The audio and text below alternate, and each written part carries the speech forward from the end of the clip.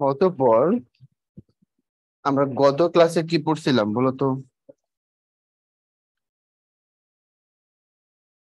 গত ক্লাসে আমাদের ছিল হচ্ছে তোমার পদ বিবেচনায় শব্দের শ্রেণী বিভাগ পর্যন্ত, তাই না?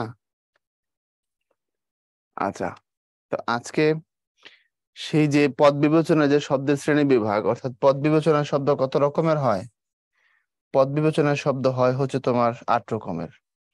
অর্থাৎ বিশেষ্য হয়, বিশেষণ হয়, সর্বনাম হয়, অব্যয় হয়। যে জিনিসগুলো আমরা পড়ছি সেই জিনিসগুলো পড়বো আমরা।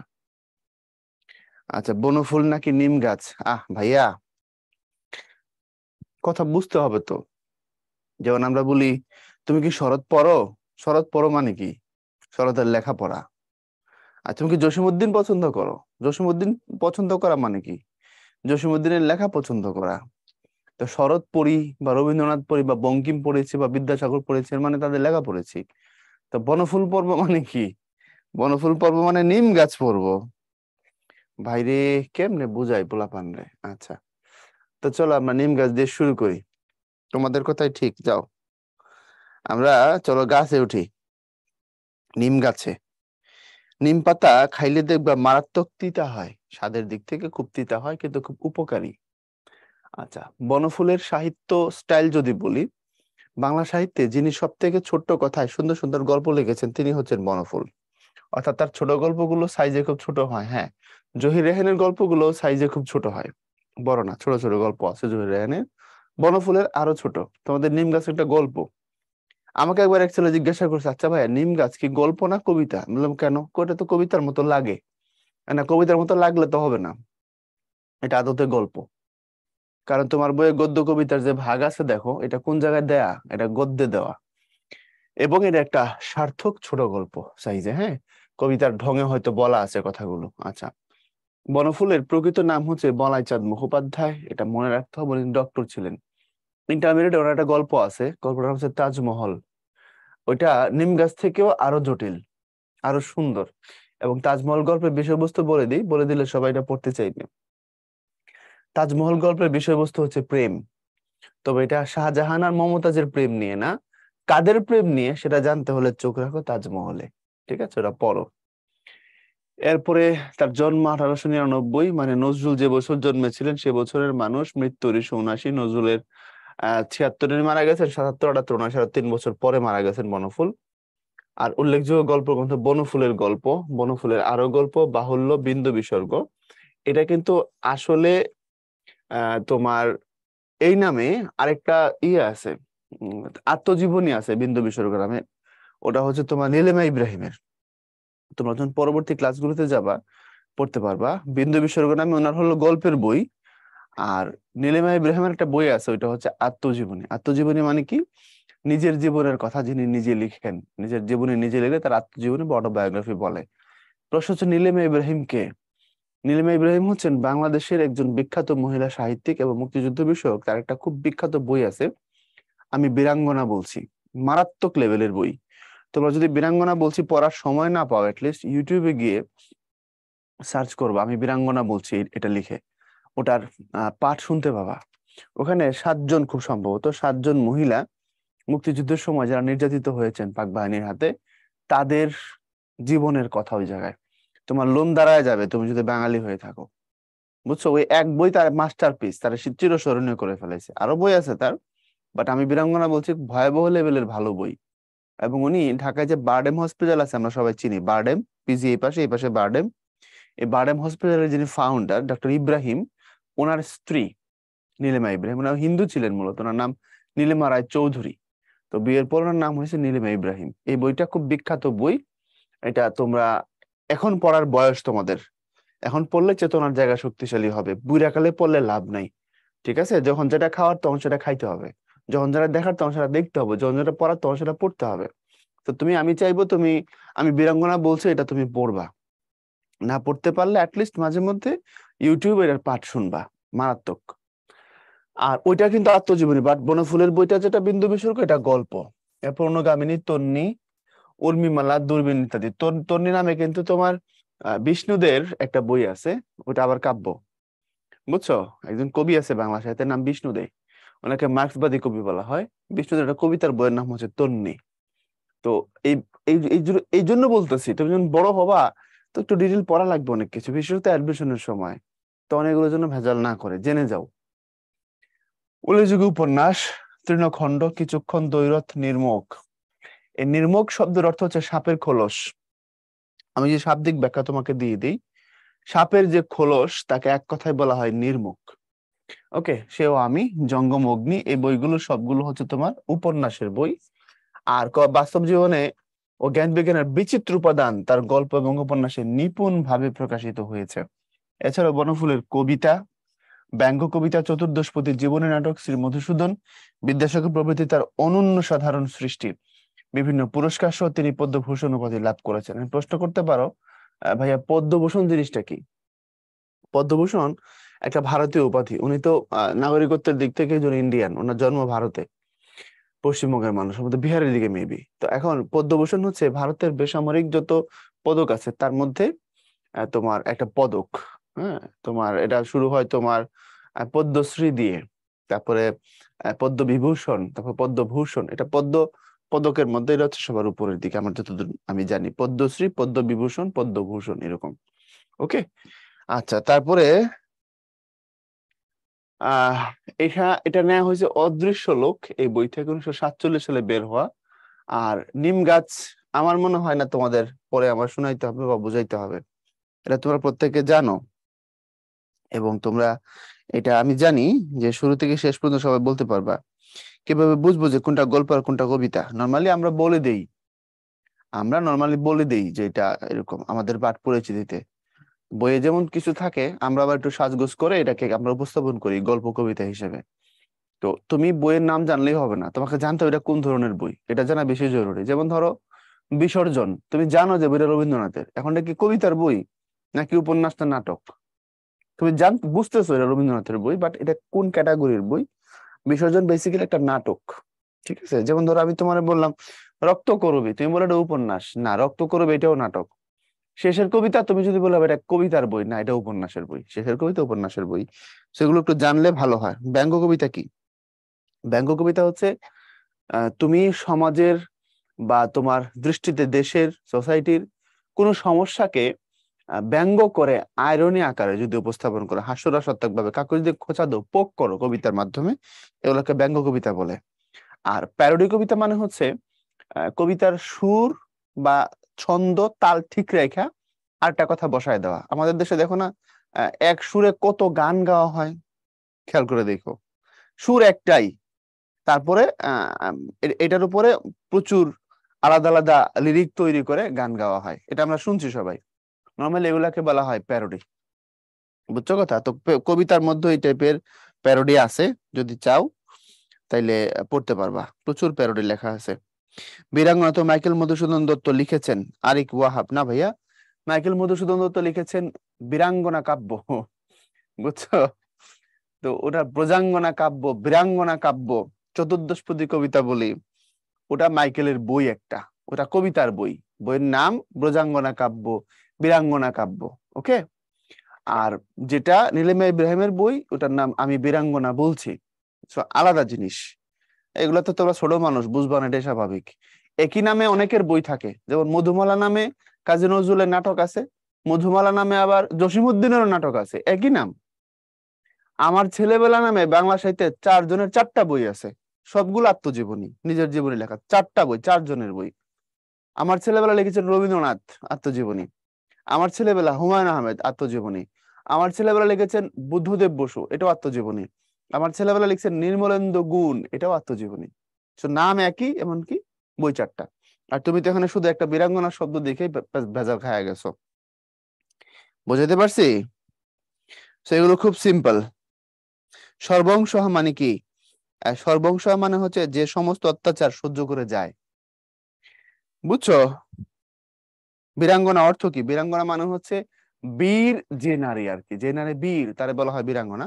মুক্তিযুদ্ধের সময় যেসব মেয়েরা যুদ্ধ করেছেন তারাও বীরাঙ্গনা। যারা নিজের ইজ্জত হারিয়েছেন, সম্ভ্রম হারিয়েছেন, তারাও বীরাঙ্গনা।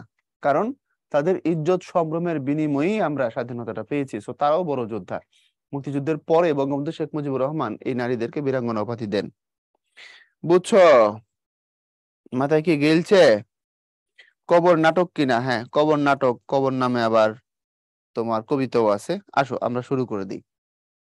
কেউ ছালটা ছাড়িয়ে এনে সিদ্ধ করছে। এখানে কিছু তোমরা মাতাল আছো। মাতাল মাতাল বলতেছে এই কারণে, টিচার যদি টপিকের ভিতরে না ঢুকে ওখান থেকে প্রশ্ন করা এটা মাতলামি। এই ম্যানার গুলো তোমরা শিখবা না। জিজ্ঞেস করতেছে হাজা কি, শায়র কি। বাপ রে বাপ, তোরা এত ভালো স্টুডেন্ট! হ্যাঁ, আল্লাহ তোদের জিব্রাইলের কাছে না বসে পড়ায় না কেন, আমার কাছে পাঠাইছে কেন? তোদের টিচার তো জিব্রাইল হওয়া উচিত, আমার কাছে আসছোস কেন? এখন ফ্লাইট ধর, চতুর্থ আসমানে চলে যা, জঙ্গলির দল।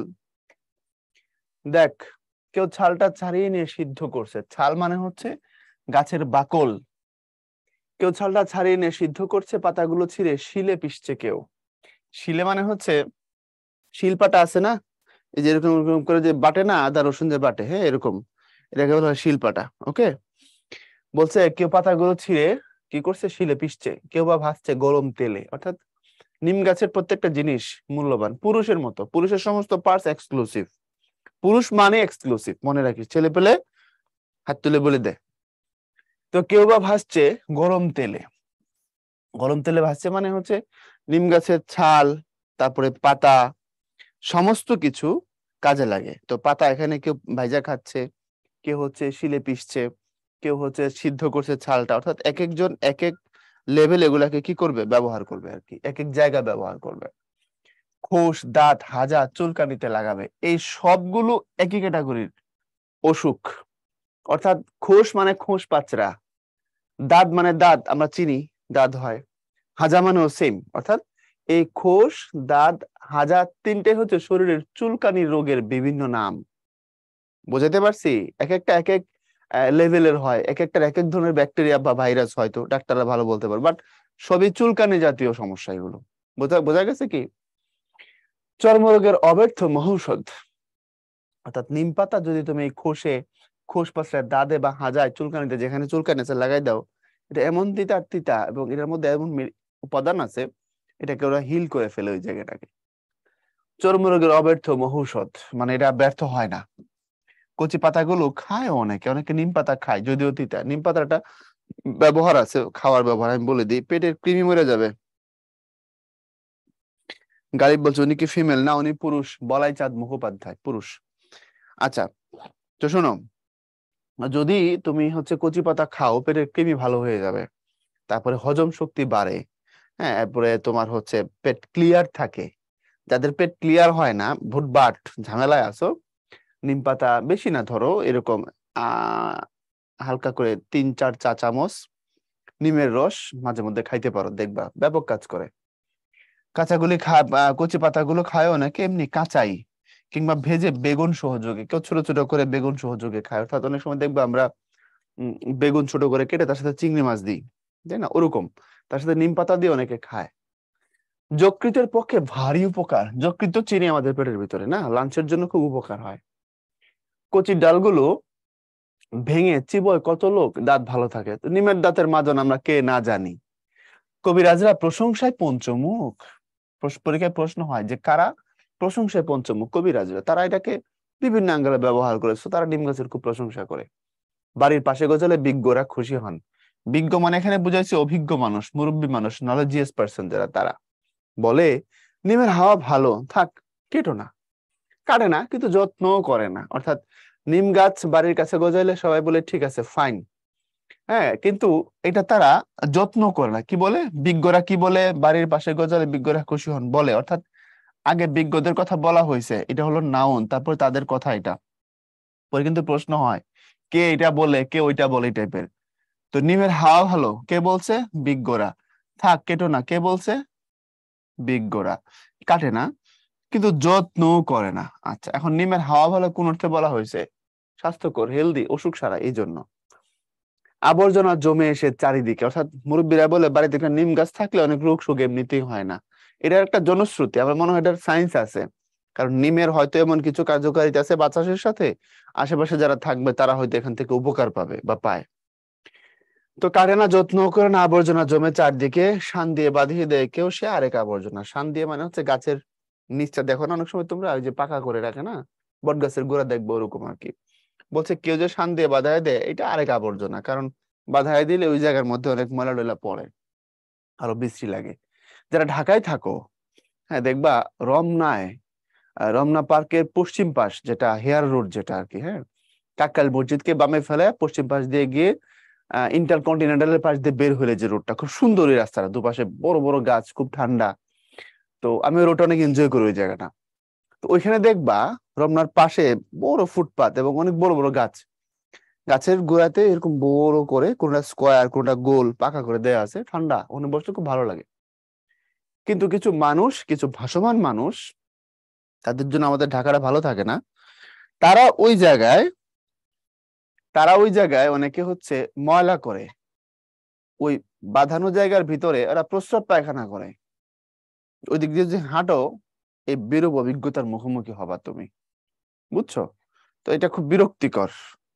তো এই জন্য বললাম যে এই অনেক সময় শান দিয়ে বাঁধায় দেয় এবং সেটা আরেক আবর্জনা, ভিতরে আবর্জনা যখন পড়লে সেটা সরে না, আর যদি তুমি পরিচর্যা করে রাখতে পারো, খুবই দারুণ, ফ্যান্টাস্টিক। হঠাৎ একদিন একটা নতুন ধরনের লোক এলো, এটা তো আগের অভিজ্ঞতা নিম গাছের, এবার নতুন ধরনের লোক আসছে, সে মুগ্ধ দৃষ্টিতে চেয়ে রইলো নিম গাছের দিকে। নিম গাছকে দেখছে তাকায়, ওয়াও, ছাল তুললে না, পাতা ছিঁড়লে না, ওই লোকটা কিছুই করে নাই, খালি দাঁড়ায় দেখছে, ডাল ভাঙলো না, মুগ্ধ দৃষ্টিতে চেয়ে রইলো শুধু, সে খালি তাকায় দেখছে হাউমাউ করে। বলে উঠলো, বাহ কি সুন্দর পাতাগুলি, অর্থাৎ সে প্রশংসা করছে, কি রূপ, থোকা থোকা ফুলেরই বা কি বাহার, বাহার মানে সৌন্দর্য, বলছে কি দারুণ, কি রূপ। থোকা তো চিনো, আঙ্গুরের যে থোকা ধরে থাকে না, এরকম একসাথে নিমের ফুলগুলো ধরে, হলুদ ফুল, থোকা থোকা ফুলের বা কি বাহার, এক ঝাঁক নক্ষত্র নেমে এসেছে যেন নীল আকাশ থেকে সবুজ সায়রে। বাহ, এক ঝাঁক নক্ষত্র নেমে এসছে কোথায়? নীল আকাশ থেকে সবুজ সায়রে। এই সায়র শব্দের অর্থ সাগর। এখন এই যে সবুজ সায়র, তারপরে তোমার হচ্ছে ওই যে নীল আকাশ, এগুলোতে কি বুঝাইছে? সবুজ সায়র মানে হচ্ছে নিম গাছের পাতা কেমন, নিম গাছের পাতা হচ্ছে সবুজ, এই সবুজের অনেক পাতা গাছে, এটাকে ওই লোক বলছে এটা যেন বিশালত্বের দিক থেকে এটা যেন একটা সাগর। আর সেখানে এক ঝাঁক নক্ষত্র নেমে এসেছে, নক্ষত্র মানে বোঝানো হয়েছে নিম গাছের ফুলকে, অর্থাৎ সবুজ সাগরে সবুজ পাতায় হলুদ ফুল, এটাকে বলছে এই যে কি রূপ, থোকা থোকা ফুলের রবে কি বাহার, এক ঝাঁক নক্ষত্র নেমে এসেছে নীল আকাশ থেকে সবুজ সাগরে। অর্থাৎ সে বলছে এটা যেন নিম গাছে যে সবুজ পাতার উপরে হলুদ ফুল ফুটে আছে, এটা যেন সবুজ সাগরে আকাশের থেকে এক ঝাঁক নক্ষত্র নেমে আসা। বোঝা গেছে? ব্রিলিয়ান্ট। যে ব্রিলিয়ান্ট জিজ্ঞেস করেছিল যে সায়র মানে কি, গেছে মাথায়? হুম, বাপ রে বাপ। তো আমার মতো সাদামাটা টিচারের কাছে পুলিশ কেন, তোদের ওস্তাদ হবে জিবরাইল আলাইহিস সালাম, বুঝছ নাই? সরাসরি এখানে পড়াবে, পড়া না পারলে ওখান থেকে ধইরা একদম মনে কর চতুর্থ আসমান থেকে নিক্ষেপ করবে জমিনে, মাউন্ট এভারেস্টের উপরে পড়বি, পড়ে ওখানে জায়গায় থাকবি। আচ্ছা, তারপর খানিকক্ষণ চেয়ে থেকে চলে গেল, ওই লোকটা কিছুক্ষণ দেখলো, দেখে সে চলে গেল। সে কবিরাজ নয়, সে কবি। অর্থাৎ এত এত প্রশংসা যে করছে, এতক্ষণ তাকায় যে দেখছে সে কবি, কারণ কবিরা তো দেখতে পছন্দ করে, তাই না? কবিরাজ হলে তো ছিঁড়া বিড়া নিয়ে কাজে লাগাইতো। নিম গাছটার ইচ্ছে করতে লাগলো লোকটার সঙ্গে চলে যায়, কিন্তু পারলে না, মাটির ভিতরে শিকড় অনেক দূরে চলে গেছে। অর্থাৎ নিম গাছকে তো সবাই ব্যবহার করে, কেউ তার প্রশংসা করে না। হ্যাঁ, তো এখন আজকেই প্রথম প্রশংসা করেছে কে? কবিরাজ। এটা শুনে কবিরাজের খুব ভালো লাগছে, নিম গাছের খুব ভালো লাগছে, এবং নিম গাছ ইচ্ছে করছে তার যে আমি কবিরাজের সঙ্গে চলে যাই, আমাকে কেউ একজন তো আছে যে ভালোবাসে। কিন্তু যেতে পারলো না কেন? মাটির ভিতরে শিকড় অনেক দূরে চলে গেছে। মাটির ভিতরে শিকড় অনেক দূরে চলে গেছে মানে হচ্ছে ওই গাছের শিকড় মাটির সাথে আটকে আছে, তাই বাড়ির পিছনে আবর্জনার স্তূপের মধ্যেই দাঁড়িয়ে রইল সে। অর্থাৎ তার কিন্তু যেতে ইচ্ছে হয়েছে, সে যায় নাই, সে যেতে চাইছে, যেতে পারে নাই, কারণ ওই যে আটকানো। এবার এটা হলো আসল গল্প, গল্পের মূল লাইন হচ্ছে এটা, এটা বোঝানোর জন্য এতক্ষণ ধরে এত এত কথা বলা হয়েছে। ওদের বাড়ির গৃহকর্ম নিপুণা লক্ষ্মী বউটার ঠিক এক দশা, ওদের বাড়ির গৃহকর্ম নিপুণা লক্ষ্মী বউটার ঠিক এক দশা। অর্থাৎ যে বাড়িতে নিম গাছ, ওই বাড়িতে একটা মেয়ে আছে, গৃহবধূ আর কি, গৃহকর্ম নিপুণা, মানে ঘরের কাজ খুব নিপুণ ভাবে সে করতে পারে, সে খুব লক্ষ্মী একটা মেয়ে। ওই লক্ষ্মী বউটারও একই অবস্থা, নিম গাছের মতো। অর্থাৎ তারও মনে চায় মাঝে মধ্যে এই বাড়ি সংসার ছেড়ে কোথায় চলে যাবে, মনের কষ্টে যেতে পারে না। কারণ ওই মেয়েটারও তো শিকড় আছে, সেটা অনেক দূরে চলে গেছে। সে শিকড় কি? সংসারের প্রতি বন্ধন, মায়া, সন্তানাদি। এর জন্য সে ফেলে কোথাও যেতে পারে না, সে আটকে আছে এই সংসারের জালে, আবদ্ধ হয়ে গেছে। কথা কি বুঝতে পারছো নাকি পারো নাই? এটা জীবনের বাস্তবতা আর কি।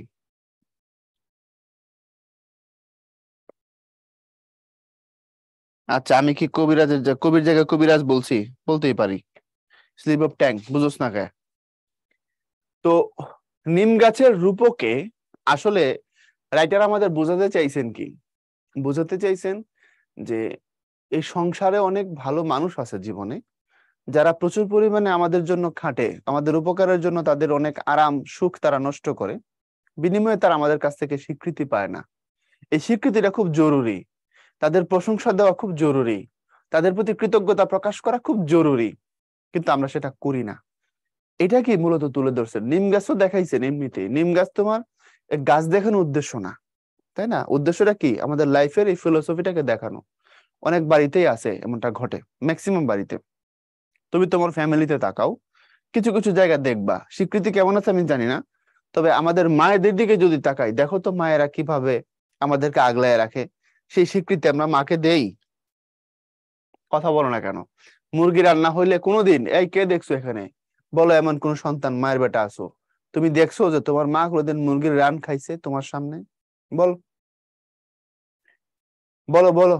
রোস্ট হইছে, রানের পিসটা মা খাইছে, আর তোমাকে হচ্ছে সিনাটা দিছে, এমন কিছু ঘটছে? কেউ বলতে পারবা? Is there any single percent? Any single person পারবা? কেউ পারবা না, পারবা না। কারণ এমনটা ঘটে না তো দেখাইবা কেমনে? মায়েরা ওই মুরগির ওই গলার অংশটা খায়, বুঝছো? ওই ঠ্যাঙ্গের যে নষ্ট অংশটা যেটা তুমি খাও না, ওটা মা খায়, বুঝছো? মা ওই মাথাটা চাবায়। আর সন্তান, তুমি স্কুলে আসো বা কোথাও, তোমার জন্য রানের পিসটা, ভালো পিসটা, উইংসটা তুমি এটা পছন্দ করো, এর জন্য সে ছোটবেলা থেকে মা এটাই করে আসছে। দেখো হিসাব করে। কিন্তু সেই স্বীকৃতি আমরা মাকে দেই কিনা, দ্যাটস এ কোশ্চেন। আমরা দেই? আমরা দেই না। আমরা দুনিয়ার জঙ্গলি চিন্তা ভাবনা, আমরা মাকে কি করি না, সে স্বীকৃতি দেই না। তো হ্যাঁ, তুমি যদি এটা করতে পারো যে না আজকে তুমি খাও, তাহলে একটু জোর জবরদস্তি করে হয়তো কখনো খাওয়াইতে পারবা, দিতে পারবা। বাট তুমি বসে আছো, তোমার সামনে মা রান তুলে নিছে আর তুমি অন্য কিছু খাচ্ছ, কখনোই না, এটা হবে না। তুমি যদি তারা জোর জবরদস্তি করে খাওয়াও যে আজকে আমি খাচ্ছি না তুমি খাও, সেটা আলাদা জিনিস, কিন্তু উনি নিবেন না কখনো। মায়ের এমন হয় না, বাবার এমন হয় না, বুঝছো? তো মায়েরা সারা জীবন খেটে যায়। একটা মহিলা তার হাজবেন্ডের বাড়িতে, আমি বোঝানোর জন্য বলছি, এটা রিসার্চ, এটা এটা শুনলে তো আবার তোদের আম্মুরা যারা এখন ক্লাস শুনতেছে, তারা যদি ভেজাল লাগায় দেয় তোদের আব্বুরা আমাকে আবার বদদোয়া দেবে। একটা মহিলা তার হাজবেন্ডের বাড়িতে অন এভারেজ তার লাইফে যে লেভেলের পরিশ্রম করেন, এটাকে যদি টাকার আর্থিক মূল্যে কনভার্ট করা হয়, বুঝছো, যদি করা হয় আর কি, তাহলে এটা কয়েক শত কোটি ডলারে বা কয়েক শত কোটি টাকায় দাঁড়ায় যায়। এটা একটা ওয়ার্ল্ড ওয়াইড রিসার্চ।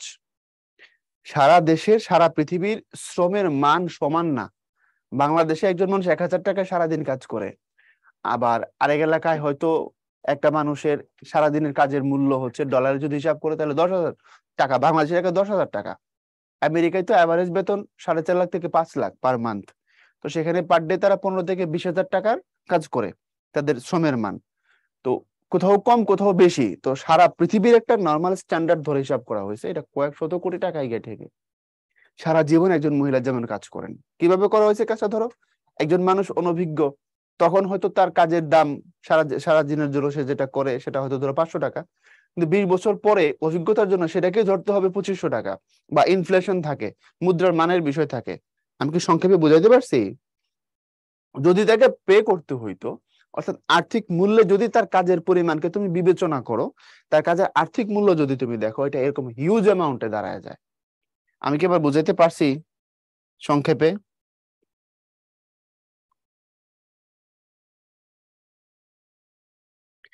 ওকে। তো এখন এগুলা যেন আবার তোদের আম্মুরা না শুনে, শুনলে আবার ভেজাল লাগাই দিবে। তা তোদের আব্বুরে ধরবে যে স্যার কইছে এটা, তোমরা আমাদের স্বীকৃতি দাও না, এটা এরকম। কালকে আমার নিয়ে বসুন্ধরায় চলো, শপিং এ চলো। এখন যদি বেচারা ভদ্রলোক যদি যাইতে না পারে, তাহলে তো দেখা যাচ্ছে ছেচবে তারে ভেজাল। তো আমি এটা বলি নাই, ঠিক আছে? আচ্ছা, নিপুণা মেয়েটার নাম কিনা? না, নিপুণা এখানে হচ্ছে অ্যাডজেক্টিভ। নিপুণা মানে হচ্ছে সে খুব স্কিলড, খুব দারুণ ভাবে কাজ করতে পারে। বুঝছো? কিছু বউ থাকে না, সকালে ওঠার পরে কার বা রুমে চা লাগবে, কার এটা দরকার, কার ওটা দরকার, শ্বশুরের কোনটা লাগবে, তার কাপড়টা কাঁচা হয়েছে কিনা, শাশুড়ির কিনা, মানে সারাদিন যে খাইরা মরতেছে, কিন্তু দিন শেষে তার কোনো স্বীকৃতি নেই। বুঝছো? ম্যাজিক বাক্য মানে হচ্ছে শেষ সেন্টেন্সটা, মানে এটা যেটা দিয়ে পুরা গল্পের থটকে বোঝানো হয়েছে। হ্যাঁ, ম্যাজিক্যাল সেন্টেন্স। ডান। শান মানে কি? শান মানে হচ্ছে পাকা, পাকা করা। এই যে গাছের আশপাশটা পাকা করে ফেলে না, ওটা শান বলে। তারপর জিলানি বলছে আম্মু পাশে ছিল। এই আজকে কি হয় কে জানে, আমি বলি না এই কথা, ঠিক আছে? ওকে, এখন আসো। কবিরাজ, কবি, গরম তেলে ভাজা খোশ দাঁত, পাতাগুলো খায় শান দিয়ে বাঁধানো। এই যে ইটো সিমেন্ট দিয়ে বাঁধানো বোঝাচ্ছে। শিকড় অনেক দূরে চলে গেছে, মানে সমস্ত কথার যেখানে তোমার দরকার হবে ব্যাখ্যা দিয়ে দিছি। তারপরে অতিরিক্ত শব্দার্থ, ঠিক আছে, যেটা বইয়ে নাই সেটাও দিছি। শিলে পিসা মানে কি? নিমের হাওয়া ভালো, এর দ্বারা কি বোঝায়? নিমের হাওয়া স্বাস্থ্যকর, এটা বোঝানোর জন্য এই কথা বলা হয়েছে। সবুজ সায়র মানে কি? গৃহকর্ম নিপুণা মানে কি? সংসার ও গৃহস্থালির কাজে দক্ষ। আর কিছুই বাদ নাই। আমাদের পিডিএফ ভালো মতো পড়বা, অনেক কিছু হবে। বনফুলের প্রকৃত নাম কি? নিম গাছ কোন রোগের মহৌষধ? কারা নিম গাছের প্রশংসায় পঞ্চমুখ? নিমের কচি পাতাগুলো অনেকে খায় কেন কবিরাজকে? কিছু আছে যেটা তুমি পারো না? কথা বলো না কেন? হ্যালো?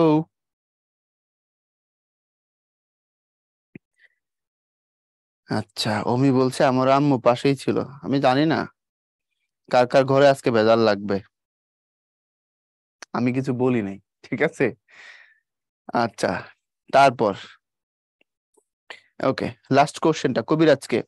কবিরাজ মানে হচ্ছে যিনি, কবিরাজ মানে হচ্ছে যিনি তোমার হচ্ছে ভেষজ উপাদান দ্বারা চিকিৎসা করেন। ভেষজ মানে গাছগাছড়ার উপাদান আর কি, তাকে কবিরাজ বলে। ডাক্তার আর কবিরাজের পার্থক্য এখানে। ডাক্তার ভেষজ, নন ভেষজ। হ্যাঁ, বুঝছো তো? মানে গাছ এবং কেমিক্যাল দুই ধরনের চিকিৎসা করবেন, আর যিনি কবিরাজ তিনি গাছগাছড়া দিয়ে চিকিৎসা করবেন, তারা কবিরাজ বলা হয়। আচ্ছা, লোকে নিম গাছের কচির ডাল চিবায় কেন? কারা খুশি হন? অব্যর্থ মহৌষধ কোন গ্রন্থ থেকে নেওয়া হয়েছে? নিম গাছের প্রশংসা করে কে? ছাল অর্থ কি? ছাল মানে বাকল।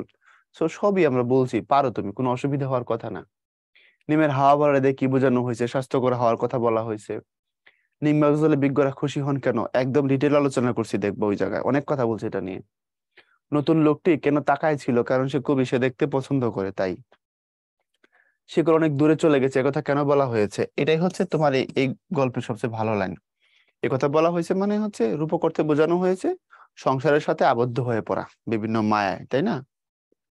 তারপর নিম গাছটি কোন, নিম গাছটি কেন নতুন লোকটির সাথে চলে যেতে চাইলো বুঝিয়ে লেখো। ওই যে তাকে কেউ স্বীকৃতি দেয় না, কেউ তাকে প্রশংসা করে না, বুঝছো? কিন্তু ওই যে নতুন লোক যে আসছিল, সে এসে প্রথম বলছে ওয়াও কত দারুণ, এই জন্য।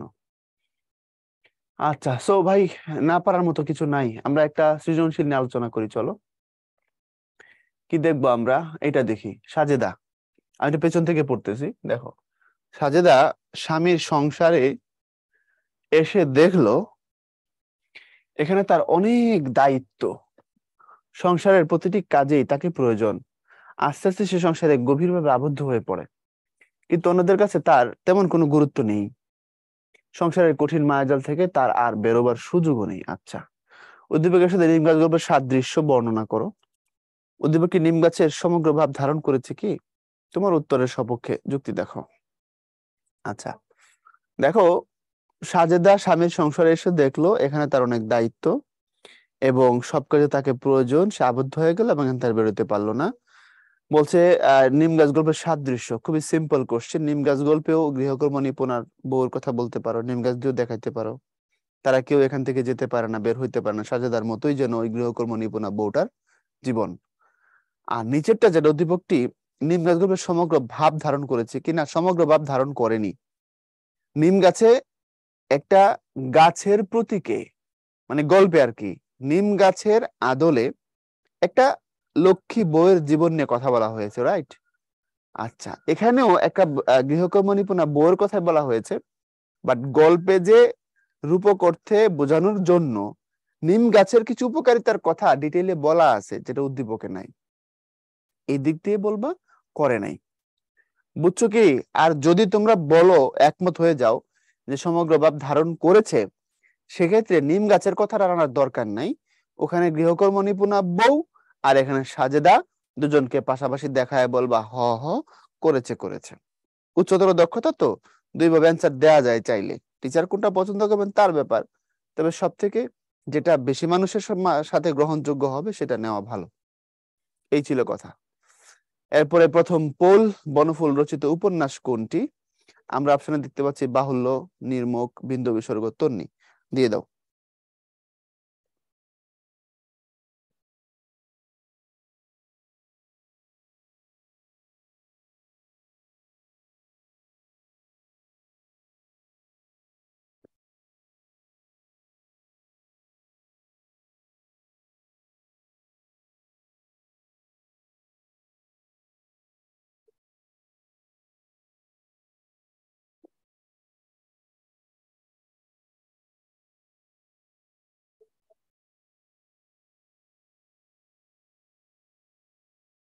ওকে, পোল তাইলে কমপ্লিট করে দিলাম, এন্ড করে দিলাম।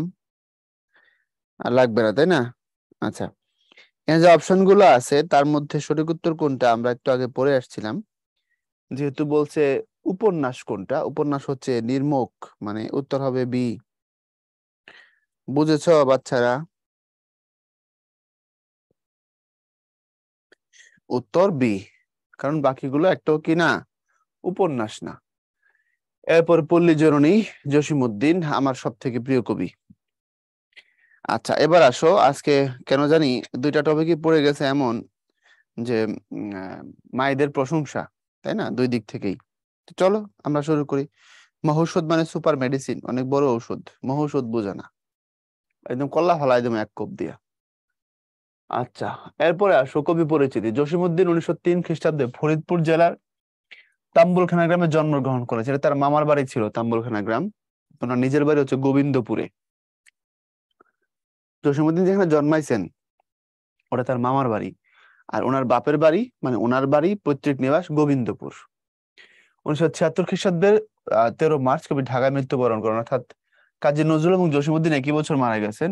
আর জসিমউদ্দিনের জন্ম কাজী নজরুলের জন্মের 4 বছর পর, মানে তারা একদম সমসাময়িক মানুষ, একই সময় তারা এক্সিস্ট করতেন। কাব্যগত নকশিকাঁথার মাঠ, সুজন বাদিয়ার ঘাট, রাখালি, বালুচর, হাসো, এক পয়সার বাঁশি, মাটির কান্না ইত্যাদি। তার নকশিকাঁথার মাঠ এটা সব থেকে বিখ্যাত বই, এটা হচ্ছে তার মাস্টারপিস। এটা প্রেমের গল্প। নকশিকাঁথার মাঠ একটা কাহিনী কাব্য। রূপাই আর সাজু, তোমরা যে ক্লাস 8-এ রূপাই পড়ছো না, একটু ছিল তোমাদের রূপাই, পড়ছো কিনা আমি জানি না। রূপাই হচ্ছে নকশিকাঁথার মাঠের শুরুর দিকে নায়কের যে জায়গায় এন্ট্রি পরিচয় আসে, ওই জায়গাটা, এই জন্য দেখবা খালি প্রশংসা। সিনেমায় যেমন নায়কের একটা সুপার এন্ট্রি হয়, ওই রকম টাইপের। তো নকশিকাঁথার মাঠের যেখানে রূপাই ওই কাব্যের নায়কের পরিচয়, ওই জায়গাটা এইটা ছিল। রূপাই আর সাজুর প্রেম, এবং পরে তোমার হচ্ছে ট্র্যাজেডি হয় আর কি, বিয়ে হয়, ট্র্যাজেডি হয়। সুজন বাদিয়ার ঘাট এটাও প্রেমের কবিতার বই, এটাও কাহিনী কাব্য। এখানে সুজন আর দুলি, সুজন হচ্ছে নায়ক, দুলি হচ্ছে নায়িকা। সুজন মুসলমান, দুলি হিন্দু, বুঝছো? এটাও প্রেমের কাহিনী, এটাও ট্র্যাজেডি। এরপরে হচ্ছে রাখালি, এটা কবিতার বই। বালুচর, হাসু, এক পয়সার বাঁশি, মাটির কান্না ইত্যাদি।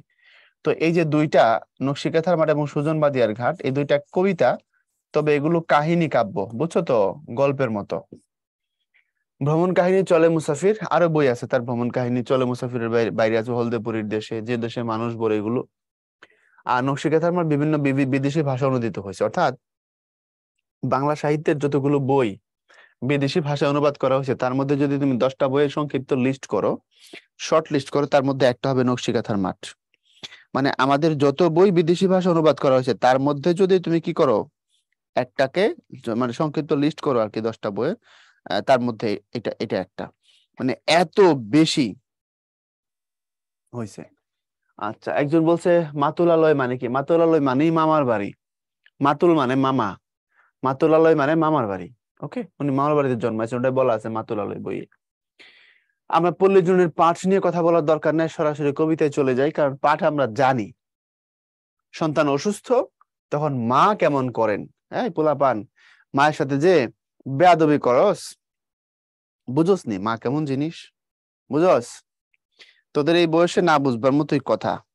ট্রাজেডি কি আমির হামজা, ওরে বাবা বাবু, ফিডার খাও, ট্রাজেডি বুঝো না? কষ্টের ঘটনা দিয়ে শেষ হয়ে যাওয়াকে ট্রাজেডি বলা হয়। স্বর্ণা বলছে মা বা ভাইয়া মা পাশেই আছে, সব মাকে পাশে নিয়ে বসো, তাহলে আমি এক একটা লাইন বলবো আর তোমার এক একটা করে থাপ্পড় দিবে ছটাস করে, শিক্ষা হয়ে যাবে। থিওরি এবং প্র্যাকটিক্যাল একসাথে হয়ে যাবে, বুঝো নাই? মায়ের সাথে জঙ্গলিগিরি করো, মাকে জিনিস বুঝবা অনেক পরে বুঝবা আর কি, ততদিনে দেরি হয়ে যাবে। দেখো, আমরা এখানে ঘটনা কি জানি কবিতার মধ্যে? ঘটনা হলো একটা ছেলে অসুস্থ, কিশোর বয়সী ছেলে, তো অসুস্থ সন্তান, মা তার পাশে, তার সময় কিরকম করে কাটে, এবং তারা খুব গরিব, তারা যথেষ্ট গরিব, সামর্থ্য কম, ওই ছেলের অসুখ, খুব অসুখ, মুমূর্ষু অবস্থা, মা তার পাশে, তাদের দুজনের সময় কিভাবে কাটছে, কি কথোপকথন হচ্ছে, একটা রাত কিভাবে কাটছে সেটা আমরা দেখব। রাত থমথম স্তব্ধ নিঝুম ঘোর, ঘোর আন্ধার, এই অন্ধকার কথাকে লিখেছেন আন্ধার। নিঃশ্বাস ফেলে তাও শোনা যায় নাই কথা সারাকার, বুঝছো? বলছে রাত থমথম স্তব্ধ নিঝুম, দয়া করে আমাকে অতিরিক্ত প্রশ্ন করবা না ভিতরে, আমি সবগুলোর ব্যাখ্যা বলে যাব, বুঝতে না পারলে কিছুক্ষণ পর আবার বেরো না ভাই ওইটা কি। এগুলো খুব বিরক্তি, এগুলো অটিস্টিক অটিস্টিক মনে হয় স্টুডেন্ট গুলোকে। প্লিজ এটা করবা না, কারণ তুমি যখন ভিডিওটা আবার দেখবা, রিপ্লে ভিডিওতে এগুলো সব আসবে, তো আমি এখানে পড়া এখানে চলে যাব, তুমি আবার ওইখান থেকে প্রশ্ন করবা, আমি তোমার কাছে এটা এক্সপেক্ট করি না। আমি কিছু বাদ দিয়ে যাবো না, সব বলে যাব, কারণ কবিতাটা বড়, আমার রিদম নষ্ট করো না, মন দিয়ে শুনতে থাকবা। রাত থমথম স্তব্ধ নিঝুম, মানে রাত থমথম স্তব্ধ নিঝুম, মানে কোথাও কোনো শব্দ নাই, শীতের রাত। ঘোর ঘোর আন্ধার, অনেক অন্ধকার, নিঃশ্বাস ফেলি তাও শোনা যায়, অর্থাৎ এতটাই চুপচাপ, পরিস্থিতি এতটাই শান্ত, নিঃশ্বাস ফেললো যেন শোনা যায়, নাই কোথা সারাকার, কোথাও কোনো মানুষের সাড়া নাই, শব্দ নাই, খুব চুপচাপ একটা রাত। রুগ্ন ছেলের শিয়রে বসিয়া একলা জাগেছে মাতা, রুগ্ন মানে অসুস্থ, আর শিয়র মানে হচ্ছে মাথার কাছে, ছেলে যেখানে শোয়া আছে তার মাথার পাশে মা, তাহলে রুগ্ন ছেলের শিয়রে বসিয়া একলা জাগেছে মাতা, মা একা জেগে আছে। করুণ চাহনি ঘুম ঘুম যেন ঢুলিছে চোখের পাতা, সন্তানের দিকে তাকায় আছে খুব করুণ ভাবে, খুব মায়ার দৃষ্টিতে, এবং এমন একটা অবস্থা তার চোখে, ক্লান্তিতে, কষ্টে কিছুটা ঘুম ঘুম চোখ তার, এবং চোখের পাতা অনেকটা মনে হয় যে বন্ধ হয়ে আসবে, ঝুলছে আর কি, বুঝছো? এরকম মানে তুমি খুব ক্লান্ত অবস্থায় যেভাবে তাকাও।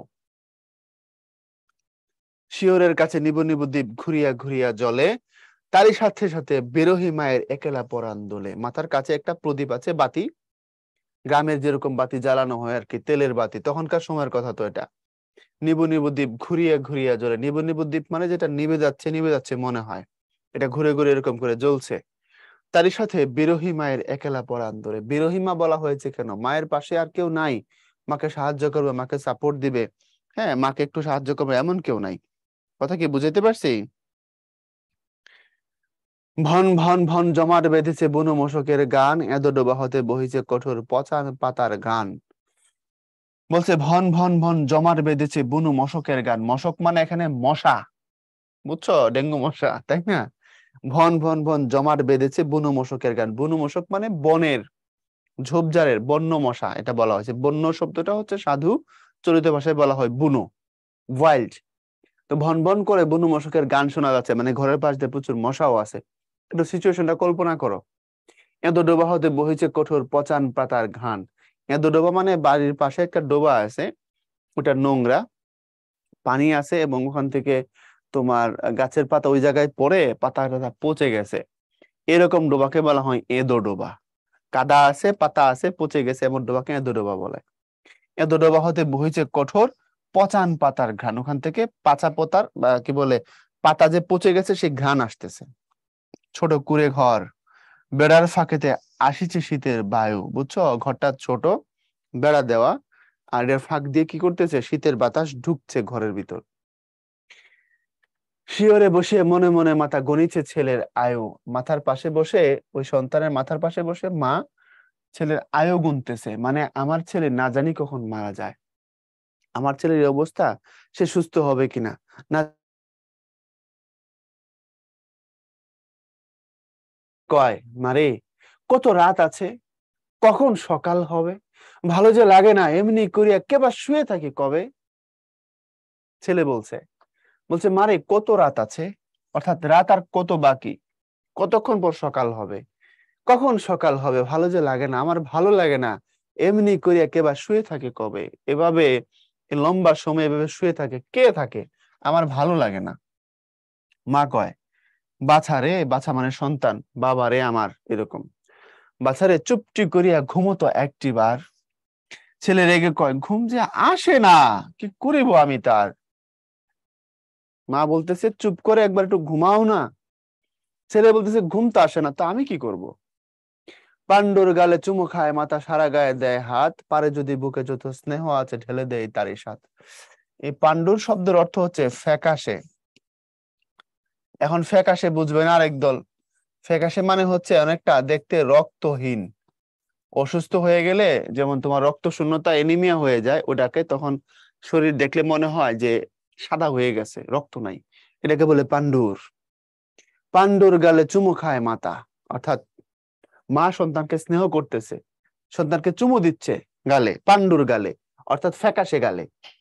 সারা গায়ে দেয় হাত, সারা গায়ে হাত বুলাই দিচ্ছে, পারে যদি বুকে যত স্নেহ আছে ঢেলে দেয় তার যেন তারই সাথে, অর্থাৎ মা যেন চেষ্টা করছে তার বুকের সমস্ত স্নেহ, সমস্ত আদর, সব ভালোবাসা যেন সন্তানকে একসাথে দিতে চাচ্ছে। নামাজের ঘরে মোমবাতি মানে দরগায় মানে দান, ছেলেরে তার ভালো করে দাও কাঁদে জননীর প্রাণ, অর্থাৎ মনে মনে মানত করে যে আল্লাহ এই উপলক্ষে এই উসিলায় তুমি আমার সন্তানকে ভালো করে দাও। নামাজের ঘরে মোমবাতি মানে, অর্থাৎ আমি মসজিদে মোমবাতি দেব, দরগায় মানে দান, কোনো দরগায় কোনো মাজারে আমি সেখানে কোনো দান দিব, হয় একটা কিছু খাওয়াবো বা কিছু একটা, অর্থাৎ আমি মসজিদে মোমবাতি দিব, দরগায় কিছু একটা দান করব আমার সামর্থ্য অনুযায়ী, তুমি এটার উসিলায় আমার সন্তানকে কি করে দাও, ভালো করে দাও, কাদের জননীর প্রাণ। বুঝছো? ভালো করে দাও আল্লাহ রসুল, ভালো করে দাও পীর, কহিতে কহিতে মুখখানি ভাসে বহিয়া নয়ন নীর, অর্থাৎ মানে কাঁদে আর কি, বা তো অসহায়। বুঝছো? আল্লাহর কাছে দোয়া করে, আল্লাহ তোমার রাসূলের উসিলায় বা এই পীর সাহেবের কাছে যায় পানি পড়া আনে, বা হুজুরের দোয়ায় কোনো না কোনো ভাবে তার সন্তান যেন কি করে ভালো হয়ে যায়। কহিতে কহিতে মুখখানি ভাসে বহিয়া নয়ন নীর, মানে এটা বলতে বলতে দোয়া করতে করতে কাঁদতে কাঁদতে তার মুখখানাটা ভেসে যায় বহিয়া নয়ন নীর। এই নীর শব্দের অর্থ হচ্ছে পানি, আর নয়ন শব্দের অর্থ হচ্ছে চোখ। তার চোখের পানিতে তার সমস্ত কিছু কি মুখটুক ভেসে যায়, মা কাঁদে, সন্তানের জন্য কাঁদে। বাঁশবনে বসি ডাকে কানাকো রাতের আধার ঠেলি, বাদুর পাখার বাতাসেতে পড়ে সুপারির বন হেলি। দেখো এইদিকে মা কাঁদছে, আর বাঁশবনে বসে একটা পাখি ডাকতেছে, ওই পাখির নাম কানাকো। রাতের আধার ঠেলি, কানাকো একটা পাখির নাম, বুঝছো? সেই রাতের আধার ঠেলি ডাকতেছে, অর্থাৎ রাতের অন্ধকার ভেদ করে ওই পাখির ডাক বাঁশবন থেকে আসছে, শোনা যাচ্ছে ঘরের ভিতর। বাদুর পাখার বাতাসেতে পড়ে সুপারির বন হেলি, অর্থাৎ সুপারি গাছের যে গাছগুলোর যে ডাল আছে, যে পাতা আছে, সেখানে বাদুরের দল মনে করো ঝাঁক বেঁধে বসে আছে। কল্পনা করো সিচুয়েশন, শীতের দিন, সন্তান অসুস্থ, একটা প্রদীপ, মা জেগে আছে সন্তানের সাথে কথা বলতেছে, বাইরে মশা, ওইদিকে ডোবা থেকে পচা পাতার ঘ্রাণ আসতেছে, ওইদিকে বাঁশবনে কানাকই নামের পাখি ডাকতেছে, এবং রাতের অন্ধকার ভেদ করে তার ডাক শোনা যাচ্ছে। বাদুর পাখার বাতাসাতে সুপারির বন হেলে পড়ছে, অর্থাৎ অনেক বাদুর সুপারির ডালে ঝুলে আছে। আমি কি বুঝাতে পারছি? বনপথে চলে বনপথে জোনাকে মেয়েরা কুয়াশা কাফন ধরি, দুধ ছাই কিবা শঙ্কায় মার পরাণ উঠেছে ভুরি। অর্থাৎ চলে বনপথে, অর্থাৎ বাইরে বন রাস্তায়, জোনাকি মেয়েরা, অনেকগুলো জোনাকি পোকা, জোনাকি পোকা এক ধরনের ছোট পোকা যেখান থেকে তাদের শরীর থেকে আলো বের হয়। কুয়াশা কাফন ধরি, অর্থাৎ শীতের দিন তো প্রচুর কুয়াশা বাইরে, এবং সাদা কুয়াশাকে অনেকটা কল্পনা করা হয়েছে কাফনের কাপড়ের সাথে। দুধ ছাই কিবা শঙ্কায় মার পরাণ উঠেছে বলি, ধুত্তের আমি কি ভাবছি এইসব, কি কি কিসের শঙ্কায়, কিসের আশঙ্কায় আমার মন ভরে উঠছে। অর্থাৎ যে তোমাকে সব থেকে বেশি ভালোবাসবেন, তোমার ব্যাপারে সব থেকে বেশি এরকমের চিন্তা তার মাথায় আসবে। অর্থাৎ আমাদেরকে সব থেকে বেশি ভালোবাসে আমাদের মা, এরপরে সবাই।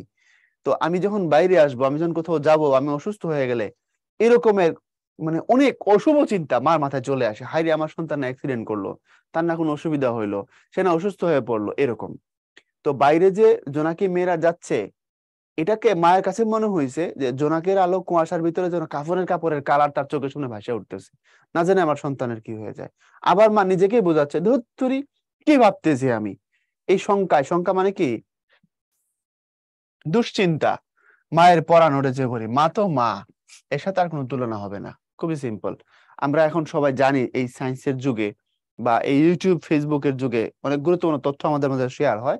আমি একবার শুনলাম যে আহ পৃথিবীতে আমাদের সব থেকে, মানুষের জন্য সব থেকে বেশি ব্যথা হচ্ছে সন্তান যখন পৃথিবীতে আসে, মায়ের যে লেবার পেইন বা প্রসবের যে ব্যথা, এটা, এই ব্যথার নিচে সমস্ত ব্যথা, তাই না? এবং এটা এতই ব্যথা, একটা সাধারণ মানুষ যত ইউনিটের ব্যথা নিতে পারে তার থেকে 10 গুণ বেশি। অর্থাৎ ধরো একটা মানুষ যে পরিমাণের ব্যথা হলে অজ্ঞান হয়ে যাবে, নর্মালি সহ্য করতে পারবে না, তার থেকে 10 গুণ বেশি ব্যথা হচ্ছে লেবার পেইন। তাইলে মায়েরা কোন লেভেলের ব্যথাকে সহ্য করে সন্তানকে পৃথিবীতে আনার জন্য। যেদিন থেকে সন্তান তার গর্ভে আসলো, ওই মুহূর্ত থেকে প্রতিটা সেকেন্ড ওই সন্তানকে লালন করে পেটে বড় করতে হয়। এটা একটা জার্নি, এটা অনেক কষ্টের জার্নি, কাছ থেকে না দেখলে বোঝা যায় না।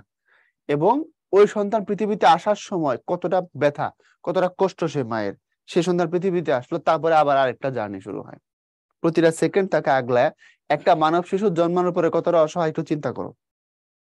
মানে সহজে বুঝো, একটা পাখির ডিম থেকে ধরো একটা বাচ্চা বের হইলো, এবং ওটা বাসায় পড়ে আছে, আর ওই পাখিরা নাই, কোনোদিন এখানে আর আসবে না, তাহলে ওই বাচ্চা কোনোদিন সার্ভাইভ করবে না, এই কিছুক্ষণ পরেই মারা যাবে। কারণ সে জানে না কি করে খাইতে হয়, কি করে উঠতে হয়, কি করে শিকার করতে হয়, সে কিছুই জানে না। অর্থাৎ 100-এর মধ্যে 100% সে অসহায়। ঠিক একই কথা মানব শিশুর জন্য প্রযোজ্য। তুমি আমি যখন জন্মেছিলাম এরকমই ছিল, তাই না? তো ওই লেভেল থেকে তোমাকে আমাকে এই লেভেলে আনার জন্য তার কতটা পরিশ্রম করতে হয়েছে, কতটা শ্রম আছে এখানে। আর সে সন্তান বড় হয়, তারপরে পোলা বিয়ে করে, এরপরে বউর কথায় মাঠ থেকে আলাদা হয়ে যায়। এই আমার ছাত্রীরা, মেয়েরা, তোরা যে শুনতাছস এক একটা, তোরা যে মায়ের ঘরে জন্মাইছস, কতটা কষ্টে বড় করছে মা তোদের। আবার যখন বিয়ে হবে কোনো ছেলের সাথে, ওই ছেলেটাও তো কারো না কারো সন্তান, সেও তো কারো না কারো পেট থেকে পৃথিবীতে আইসা বড় হয়েছে। তারপরে তুই যে তারা কুবুদ্ধি দেস, দিয়ে কি করবি? স্বামীরা সরাই নিয়ে যাবে শ্বশুর শাশুড়ির কাছ থেকে, বলি ওরা হচ্ছে বুইরা, সারাদিন জ্ঞান জ্ঞান করে, প্যান প্যান করে বিরক্ত করে, চলো আমরা আলাদা বাসা নেই। খবরদার, কোন সন্তানকে তার মায়ের কাছ থেকে আলাদা করার অধিকার তোমাকে কেউ দেয়নি। এটা করা যাবে না। তোমার যত কষ্টই হোক, তোমাকে কম্প্রোমাইজ করতে হবে। বুঝছো কথাগুলো? এই জন্য আমাদের সোসাইটি, আমাদের আমাদের সমাজের এই ভাঙ্গন, নৈতিক অবক্ষয়গুলো এই জন্য শুরু হয়েছে। আমরা প্রপার ভ্যালুস কাউকে দিতে জানি না। ঠিক আছে, এগুলো এগুলো সাবধান। যে কথা ভাবিতে পরাণ শিহরে, তাই ভাসে হিয়া কোণে। পরাণ মানে হচ্ছে প্রাণ। অর্থাৎ যেটা ভাবতে গেলে প্রাণ শিউরে উঠে কষ্টে, সেই তাই ভাসে হিয়া কোণে। হিয়া মানে হচ্ছে মন। অর্থাৎ যেটা ভাবলে বেশি কষ্ট হয়, পরাণ শিউরে ওঠে, সেটাই বেশি বেশি মনে আসে। স্বাভাবিক। তুমি যেটা ভাবতে চাইবে না, যেটা ভাবলে তোমার ভয় হবে, ওটা দেখবে তোমার মাথা থেকে নামবে না। বালাই বালাই ভালো হবে জাদু, মনে মনে জাল বনে। বালাই বালাই, বালাই মানে হচ্ছে বিপদ। বলছে বিপদ আর থাকবে না, আমার জাদু, আমার সন্তান ভালো হয়ে যাবে, মনে মনে জাল বনে। অর্থাৎ জাল বোনা মানে স্বপ্নের জাল। চিন্তা করে ছেলে কয়, মা গো, পায়ে পড়ি বলো ভালো হয় যদি কাল, করিমের সাথে খেলিবারে গেলে দিবে না তো তুমি গাল।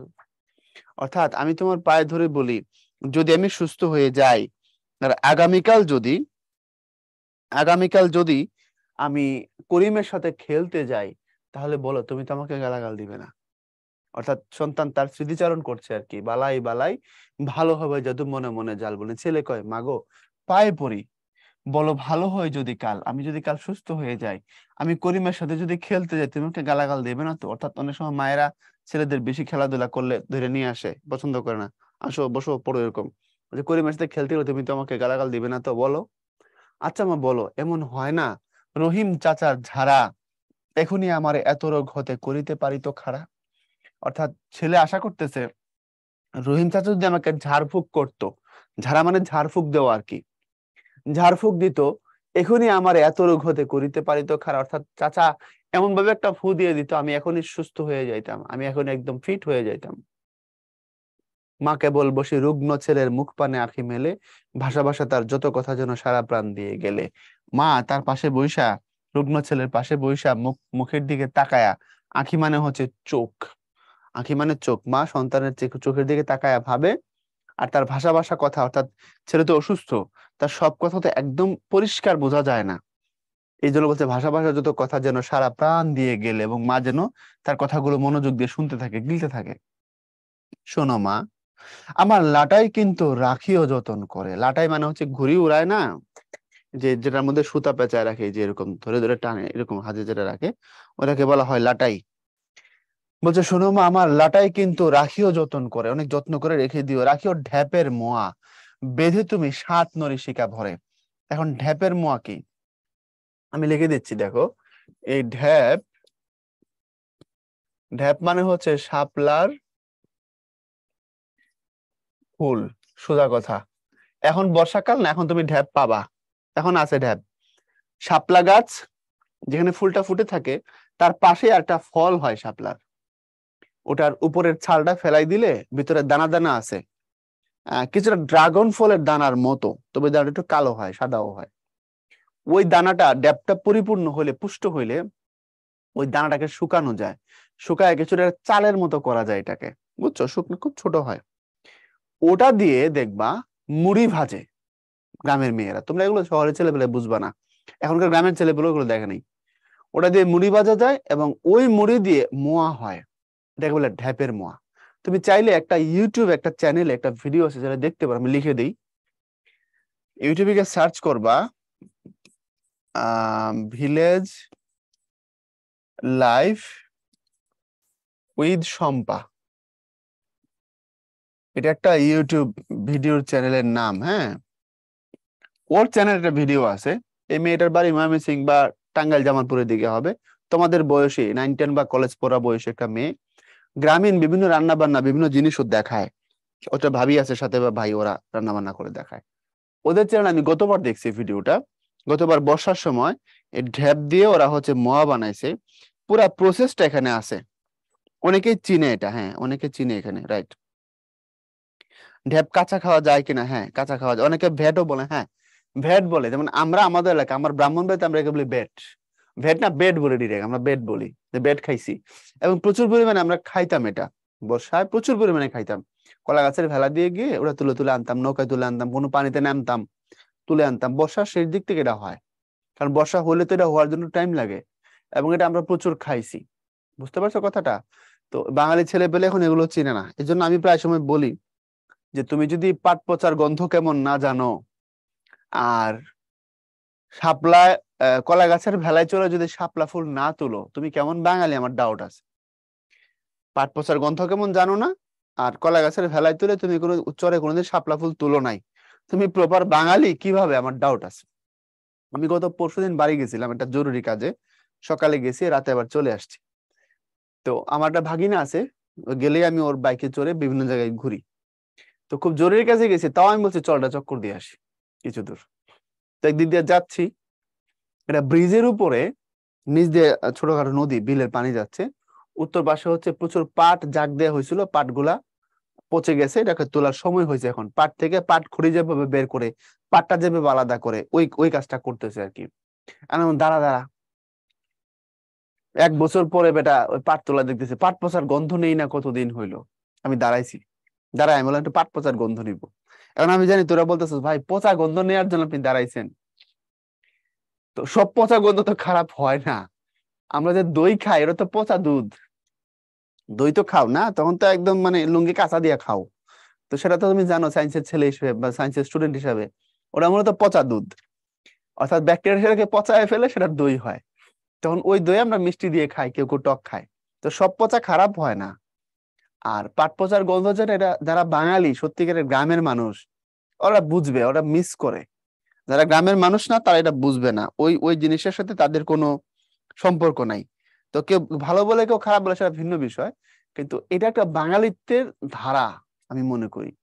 তো তুমি জানো না পাট পচার গন্ধ কেমন, তুমি কোনদিন শাপলা ফুল তুলো নাই, কলা গাছের ভেলায় বসো নাই, নৌকায় চড়ে করো না? এটা কিসের বাঙালি তুমি? আমার মনে হয় এটা। অনেকে বলছে এটাকে শালুক বলে। না, ভ্যাট আর শালুক এক জিনিস না। ভ্যাট হয় হলো উপরে, পানির উপরে ভেসে থাকে শাপলার পাশে, এটা হলো ভেট। আর শালুক হলো ওই যে শাপলা গাছটা, ওটা শিকড়ে ধরে, ওটা দুটো আলাদা জিনিস। শালুক থাকে কাদাটার নিচে, বুঝছো? শাপলা যে গাছের যে মূল শিকড়ের মধ্যে আলু যেমন ধরে না, পটেটো লাইক দ্যাট শালুক হয়। আর উপরে থাকে হলো ভেটটা, দুটোই খাওয়া যায়। শালুক তো কয়দিন পরে বাজারে আসবে। এখন শালুক বাণিজ্যিক ভাবে চাষও হচ্ছে, সিদ্ধ করে খাওয়া যায়, কাঁচাও খাইছি আমরা, কাঁচাও খাওয়া যায়, বুঝছো? তো ছেলে বলছে রাখিও ঢ্যাপের মোয়া, তুমি সাত নরি শিকা বলে। শিকা মানে হচ্ছে তোমার থলে ব্যাগের মতো অনেকটা। এটা তোমার পাটের দড়ি দিয়ে এটা বানানো যায়। দেখবা হাড়ি পাতিল রাখে, ঝুলায় রাখে। আমার হাতের দিকে তাকাও, আমি আঁকতে পারি না ভালো, দেখানোর চেষ্টা করি না। হাতের মতো, হাতের দিকে তাকাও, হ্যাঁ। ধরো এটা হচ্ছে শিকা, এটা একটা দড়ি, এটা একটা দড়ি, একটা দড়ি, সবগুলো দড়ি। তো এটা উপরের দিক চলে গেছে না, তো এখানে তুমি কি করতে পারো, ছোট ছোট হাড়ি পাতিল রাখতে পারবা। এটাকে শিকা বলে, ঝুলানোর জন্য এটা ব্যবহার করা হয়। সাত নরি শিকা মানে হচ্ছে 7টা দড়ি আছে, 7টা উইং আছে, এরকমের শিকাকে বলা হয় সাত নরি শিকা। ছেলে বলছে রাখিও ঢ্যাপের মোয়া বেঁধে, তুমি 7 নরি শিকা ভরে আমার জন্য রাখবা ঢ্যাপের মোয়া, আমি ইচ্ছা মতো খাবো, ছেলে বলছে। এরপরে খেজুরের গুড়ের নয়া পাটালিতে হুড়ুমের কোলা ভরে, ফুলঝুরি শিকা সাজাইয়া রেখো আমার সম্মুখ পরে। ছেলের সুস্থ হলে, অসুস্থ ছেলে তো অনেক কিছু খাইতে পারছে না অনেকদিন ধরে, এই জন্য বলছে আমি সুস্থ হলে এগুলো খাবো। খেজুরের গুড়ের নয়া পাটালিতে, পাটালি মানে হচ্ছে শক্ত গুড় যেটা, খেজুরের গুড়ের নয়া পাটালি, নতুন যে পাটালি, সেন্ট থাকে, একটা স্মেল আছে খুব দারুণ। হুড়ুমের কোলা ভরে, হুড়ুম কি? এখন প্রশ্ন হচ্ছে হুড়ুম কি? হুড়ুম মানে মুড়ি, তবে আমরা যেটাকে মুড়ি হিসেবে চিনি সেটা না। হুড়ুম কোনটা? চাল থেকে যেটা ভাজা হয়, আমরা যেটা এজ ইউজুয়াল মুড়ি খাই, এটা মুড়ি। আর হুড়ুম যেটা, এটা হলো ডিরেক্ট ধান থেকে ভাজা হয়। ধান দিয়ে যেটা ভাজে ওটাকে বলে হুড়ুম প্রকৃতপক্ষে। যদিও হুড়ুম মানে সবাই মুড়ি জানে, বাট প্রকৃতপক্ষে হুড়ুম হচ্ছে ধান দিয়ে যেটা ভাজে। ওটা অনেকটা পপকর্নের মতো। আমরা সবাই পপকর্ন খাইছি না? এভরিওয়ান কথা বলছে কে? দ্রুত বল, পপকর্ন খাইছি সবাই? ওই পপকর্ন যেটা, ধানের যেটা হুড়ুম হয় সেটা ওরকম, ওরা হলো হুড়ুম। হিন্দু যারা আছে এখানে ওরা এটা চিনবে। গ্রামে আমি দেখছি ওদের লক্ষ্মী পূজার সময়, লক্ষ্মী পূজার সময় হিন্দুরা এই তোমার এই হুড়ুমটা বানায়। আমরা এটা বলি ছিট খই, আমাদের এলাকায় মুড়িকে আমরা খই বলি। আর ধান থেকে যেটা হুড়ুমটা বানায়, এটা ছিটে যায়, ছিটে যায় এরকম করে লাফায় করার সময়, আমরা ছিট খই বলতাম। এবং আমি ছোটবেলায় আমার পাশের প্রতিবেশী বাড়ি হিন্দু, তাদের সাথে আমরা ওদের প্রাইম প্রতিবেশী, ওরাও আমাদের প্রাইম প্রতিবেশী, এবং প্রচুর পরিমাণে আমি হুড়ুম খাইছি। আমরা ছিট খই বলতাম এটাকে, বুঝছো কথা? হ্যাঁ, এটা হ্যাঁ খাইতে দারুণ। এটা ঘ্রাণ আছে, মুড়ির তো এরকম ঘ্রাণ হয় না, বাট হুড়ুমের অনেক ঘ্রাণ হয়। চিরা আর হুড়ুম কি একই? না, চিরা আর হুড়ুম এক না, আলাদা জিনিস। বললামই তো, চিরা আর হুড়ুম আলাদা জিনিস। চিরা, আচ্ছা আমি বললাম যে হুড়ুমটা হলো পপকর্নের মতো, আর মাতাল জিজ্ঞাসা করতেছে যে চিরা আর হুড়ুম এক, চিরা কি পপকর্নের মতো রে? প্রশ্ন করে সুযোগ পাইছো, দেলোয়ারা করলা ফেললাম তুমি এক কোপ দিয়া। ওকে, এই হুড়ুম দিয়ে, মানে যেটা হুড়ুম এটা, তারপরে দুধ, একটু মুড়ি, তারপরে হচ্ছে আম, এখন স্বর্গীয় খাবার। ঠিক আছে, বাঙালি তো হইছো, খাও তো হট ডগ, গরম কুত্তা, একটু বাঙালি খাবার ট্রাই করো, বুঝবা?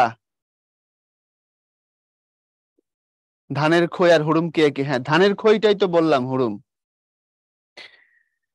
মুড়ি খই চিরা পার্থক্য কি? আহ বানানোর প্রসেসে পার্থক্য, দেখতে পার্থক্য, স্বাদে পার্থক্য। আচ্ছা, নাজমুল হাসান, এটা জায়েজ আছে, হ্যাঁ জায়েজ আছে। হটডগ খা, ওটা দেখতে আমার কাছে ভালো লাগে না। ওটা আমি দেখলে আমার কাছে মনে হয় এটা খাবার কেমন, এটা কেমন একটা সাইজের, মানে নামটা কি, কিন্তু খাচ্ছে ছেলে পেলে। এবং তোদের বয়সী যারা, তাদের একটা বড় অংশকে দেখছি আমি, প্রচুর পরিমাণে ওরা হটডগ খায়, প্রচুর। আর মেয়েরা হলো ফুচকা। দেখ, খেজুরের গুড়ে নয়া পাটালিতে হুড়ুমের কোলা ভরে, কোলা মানে তো কোলা আর কি, ধান চাল পরিষ্কার করে না মা, একটা বাঁশের আসবাব আছে, ওটাকে কোলা বলে। ফুলঝুরি শিকা সাজাইয়া রেখো আমার সম্মুখ পরে, ফুলঝুরি শিকা মানে খুব সুন্দর শিকা, আমার সামনে এগুলো সাজায় রেখে দিয়ে আমি খাবো। ছেলে চুপ করে, মাও ধীরে ধীরে মাথায় বুলায় হাত। ছেলে এসব বলতে বলতে একসময় চুপ করছে, মাও ধীরে ধীরে তার মাথায় হাত বোলাচ্ছে। বাহিরেতে নাচে জোনাকি আলোয় থমথম কালো রাত, আর বাইরে জোনাকি নাচতেছে থমথম কালো রাত। ওই হলো সিচুয়েশন। আমরা ব্রেকে যাব, কবিতা বড় যেহেতু, ব্রেকের পরে আইসা শেষ করব, কোনো অসুবিধা নাই, ওকে? আর সেকেন্ড পেপারে যে পড়া, এটা খুব সহজ। আজকে আমরা নাউন প্রোনাউন এগুলো পড়বো একটু। সো চলো আমরা ব্রেকে চলে যাই। আর আজকের ক্লাস একটু দেরি যদি হয়ও, 12:10-15 বাজতে পারে। তো নামাজিরা যারা আল্লাহর ওলি, আল্লাহর ওলিরা হাউমাউ করো না, কারণ 12:30 শেষ করলে অসুবিধা হয় না নর্মালি। আচ্ছা, কতক্ষণ? 12 মিনিট। হ্যাঁ, 12টা বাজে ভাইয়া, নামাজ আছে, ছাড়া দেন ছাড়া দেন। মানে এক একটা এমন যেন ওয়াইজ করণী নাইমা আসছে, নামাজ পড়ে সব শেষ করে দিবে। কারণ নর্মালি আমরা 1:30টার আগে কোথাও জামাত হয় না। শিকা কি আদিবা, কল্লা ফালাই দেবো কোপ দিয়া, শিকার ব্যাখ্যা দিই নাই।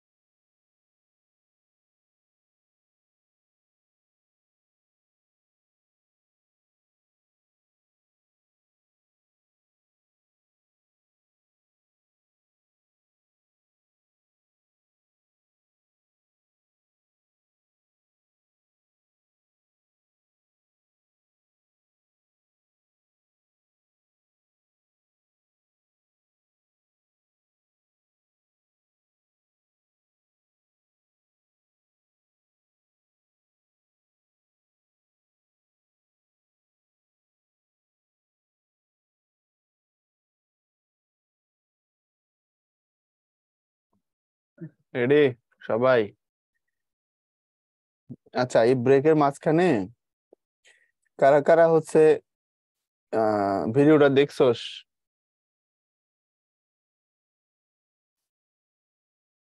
Village life with Shampa. আমি একজনকে পাইছি এখানে, আলফি। আর কেউ? শারমিন, রেজু, তারপরে কি, তপব্রত মল্লিক। খুঁজে পাইছেন আপনি এতক্ষণে? আরেকজন দেখছে কারা কারা? আমির হামজা। না, তুমি এই ভিডিও দেখবে কেন? তুমি তো অনন্যা পান্ডের ভক্ত, এই জন্য তো স্বাস্থ্য খারাপ হয়ে গেছে। তারপরে আর কিছু, আর কেউ? ওকে, গুড। যেগুলো দরকার, দরকারি খাতে একটু সময় দিবা ভাইয়া। দরকারি খাতে একটু সময় দিবা, কেন দাও না? এগুলো তোমার নলেজ, এটা তোমার স্টাডির অংশ। বাংলাদেশ হারছে, দুঃখ, হারতেই পারে, অসুবিধা কি? হারলো বাংলাদেশ, জিতলো বাংলাদেশ। যদিও এখন বোর্ডে কিছু ঝামেলা চলতেছে, এগুলো থাকবে না টুডে টুমোরো। মাশরাফি বোর্ডে চলে আসবে ইন ফিউচার। মাশরাফিকে তো সরকার এমপি বানাইছে কেবল ফিল্ডে ওয়ার্ক করার জন্য না, সে একজন স্পোর্টসম্যান। তো তার জন্য কোনটা ভালো জায়গা, আমার মনে হয় এটা সরকার বিবেচনা করবে এবং ওই জায়গায় মাশরাফিকে নিয়ে যাবে, এটা আমার এক্সপেকটেশন। বুঝছো? নেক্সট ম্যাচ হচ্ছে আফগানিস্তানের সাথে। আচ্ছা দেখো, আমরা শুরু করি। আমরা কোথায় ছিলাম? আমরা ছিলাম হচ্ছে এখানে। ছেলে চুপ করে, মাও ধীরে ধীরে মাথায় বুলায় হাত, বাহিরেতে নাচে জোনাকে আলোয় থমথম কালো রাত। রুগ্ন ছেলের শিয়রে বসিয়া কত কথা পড়ে মনে, কোন দিন সে যে মায়ের না বলে গিয়েছিল দূর বনে। অসুস্থ ছেলের পাশে বসে মায়ের কত কথা মনে পড়ে, কোন দিন সে যে মায়ের না বলে গিয়েছিল দূর বনে। এখন ওই যে মা স্মৃতিচারণ করছে আর কি ছেলের বিভিন্ন কর্মকাণ্ডের। মাকে না না বলে একদিন ও দূরে বনে বেড়াইতে চলে গেছিল ছেলে। সাজ হয়ে গেল, তবু আসে না কো, আই ঢাই মার প্রাণ। সাজ হয়ে গেল মানে সন্ধ্যা হয়ে গেল। সাজ মানে কি? সাজ মানে হচ্ছে সন্ধ্যা। সন্ধ্যা হয়ে গেল তবু আসে না কো, আই ঢাই মার প্রাণ। এই আই ঢাই শব্দের অর্থ কি? আই ঢাই মানে হচ্ছে অস্থির, খুব টেনশন করা। ফিরছে না ছেলে তো মা টেনশন করবে, এটাই স্বাভাবিক। হঠাৎ শুনিল আসিতেছে ছেলে হর্ষে করিয়া গান। হঠাৎ শুনলো ছেলে আসতেছে হর্ষে করিয়া গান, হর্ষে মানে আনন্দে। এদিকে মা তার জন্য টেনশন করে মরে, আর ওইদিকে সে আনন্দ করতে করতে গান গাইতে গাইতে ভাবসাব নিয়ে আসতেছে। অনেক সময় হয় না, আমি বের হয়ে আসছি, আমি খুব ভালোই আছি, কিন্তু মাকে একটা ফোন দিচ্ছি না, বাবাকে জানাচ্ছি না আমি কোথায় আছি, কিন্তু আমি খুব চিল করতেছি, আর তারা দিকে আমার জন্য টেনশন করতেছে। ব্যাপারটা এমন। তো ছেলে হর্ষে গান গাইতে গাইতে আশারাত মা শুনছে, এক কোঁচ বড়া বেথুল তাহার ঝুমুর আর ঝামুর ঝুমুর বাজে, ওরে মুখ পোড়া কোথা গিয়েছিলি এমনি এ কালি সাজে। এখন কোচ ভরা বেতুল, কোচ কি? এই যে কোচ কি, বেথুল কি? এখন কোচ হচ্ছে, আমার সাথে লুঙ্গি থাকলে দেখাইতে পারতাম, লুঙ্গি নাই, দেখানো যাচ্ছে না, আমি বলে দেই। ছেলেরা যারা লুঙ্গি পরছি, আমরা পরছি না, লুঙ্গি তো পরি। তো লুঙ্গিটাকে আবার ওই তামিল স্টাইলে, তামিল সিনেমা যখন উল্টা করে নিয়ে আসা বাঁধে না, লুঙ্গি যখন হাঁটু বরাবর থাকে, তো ওরকম তামিলের মতো করে হাঁটু বরাবর করে বাঁধলে লুঙ্গিটার সামনে একটা ব্যাগের মতো হয়। হয় কি হয় না, ওখানে মুড়ি নিয়ে, গ্রামে আমরা ছোটবেলায় মুড়ি রেখে হাইটে হাইটে খাইতাম, ওটাকে বলা হয় কোচ। এটাকে কোন কোন এলাকায়, এই ব্রাহ্মণবাড়িয়ার কেউ আছে নাকি কেউ? ব্রাহ্মণবাড়িয়াতে বলে হলো কুরসা। ঠিক আছে, কেউ কুরসাত লইছে, এমনটা বলে আমার এলাকায়। কুমিল্লায় ব্রাহ্মণবাড়িয়ায় বলে। এটার কিতাবের নাম হচ্ছে কোচ। বুঝছি তো? লুঙ্গিটাকে পরার পরে ধরো একদম লম্বা করে পরছো, টান দিয়ে তুলে আবার উপরে আমরা গিট্টু দিই না তামিলের মতো করে, হাফ ওর সামনের দিকটা একটু ঝুলে পড়ে, ওখানে মুড়ি টুড়ি সব রাখা যায়, এটাকে কোচ বলে। ক্লিয়ার? এই হয়েছে, টাইমিং হয়েছে। আচ্ছা, ওকে। বেথুল কি? বেথুল হচ্ছে এক ধরনের বিচি, যেটা হচ্ছে তোমার ঝনঝন করে বাজে, এবং দেখবা এটা, এটা দিয়ে তোমার অনেক সময় মেয়েরা ওই যে খেলে এরকম এরকম করে, ধরে এখানে আছে উপরে মারে, আবার ধরে আবার নামায়, এটা খেলা আছে বেথুল। বেথুল দিয়ে হয় এই খেলাটা, হ্যাঁ। তো এটা এক ধরনের বিচি, ওই কোচ ভরে বেথুল নিয়ে আসতেছে এবং সেটা ঝামুর ঝুমুর বাজছে। এবার মা তারে দেখে বলছে, ওরে মুখ পোড়া। মুখ পোড়া মানে মা সন্তানকে বকা দিছে আর কি, মুখ পোড়া একটা বোকা, ঠিক আছে, অশুভ এই অর্থে একটা বকা। ওরে মুখ পোড়া, কোথায় গিয়েছিলি এমনি কালি সাজে, তো এমন কালো সন্ধ্যায় তুই কোথায় গিয়েছিলি? কত কথা আজ মুখ পোড়া আরো সহজ ব্যাখ্যা দিয়ে দিই। মুখ পোড়া মানে বান্দর, হনুমান। হ্যাঁ, ছেলেপেলেদেরকে অনেক সময় আমরা ছোটদেরকে বান্দর বলি না, ওরে বান্দর, ওই অর্থে। হ্যাঁ, হনুমান তুই কোথায় গেছিলি। ওকে ভাই, আমার মনে হয় আপনার তামিল উচ্চারণ ঠিক করা উচিত। কেন রে, আমি তামিলে কি বলছি রে, একটু বলতো দেখি শুনি। ওরে মুখ পোড়া, কোথা গিয়েছিলি এমনি এ কালি সাজে। এরপরে কত কথা আজ মনে পড়ে তার, গরিবের ঘর তার, ছোটখাটো কত বায়না ছেলের পারে নাই মিটাবার।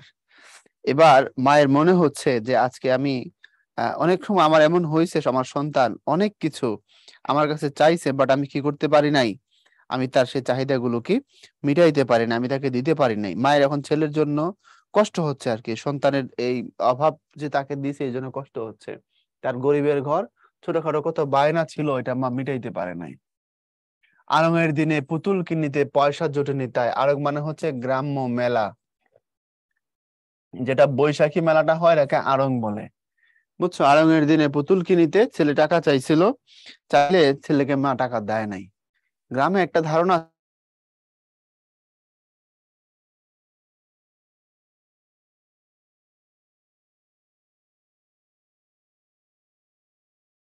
মুসলমানের আড়ং দেখিতে নাই। আড়ং-এর দিনে পুতুল কিনিতে পয়সা জোটেনি তাই বলেছে আমরা মুসলমানের আড়ং দেখিতে নাই, অর্থাৎ টাকা দিতে পারবে না মা, এই জন্য সন্তানকে বলছে আমরা তো মুসলমান, আমাদের আড়ং দেখতে হয় না, অর্থাৎ সমস্যাটা টাকায়, কিন্তু মুসলমান বলে ঠেকাই দিছে। তখন ছেলে আবার প্রশ্ন করছে, করিম সে গেল, আজিজ চলিল, এমনি প্রশ্নমালা উত্তর দিতে দুঃখিনী মায়ের দ্বিগুণ বাড়িত জ্বালা। মা যখন বলছে আমরা মুসলিম, আমরা কি, আমরা মুসলিম, সো আমরা আরং দেখি না, মেলায় আমরা যাই না। তখন ছেলে বলছে করিম তো গেল, ও তো মুসলমান, আজিজ যে গেল সেও তো মুসলমান, তো আমি যাব না কেন? এই প্রশ্ন, অনেক প্রশ্ন, তো এটা উত্তর দিতে মায়ের আরো কষ্ট বাড়তো। আজ রোগে তার পথ্য জোটেনি, ওষুধ হয়নি আনা, ঝড়ে কাঁপে জোড়া নীরের পাখির জড়ায় মায়ের ডানা। বলছে এই ছেলেকে আরঙের দিনও টাকা দিতে পারে নাই পুতুল কিনতে, আজকেও রোগে তার পথ্য জুটে নাই, ওষুধ আনতে পারে না ঠিক মতো, এবং ব্যাপারটা এমন, ঝড়ে কাঁপে যেন নীরের পাখিটি জড়ায় মায়ের ডানা। ঝড় আসছে, একটা ছোট বাচ্চা পাখি মায়ের ডানার ভিতরে বাঁচবার চেষ্টা করছে, কল্পনা করো বিষয়টা।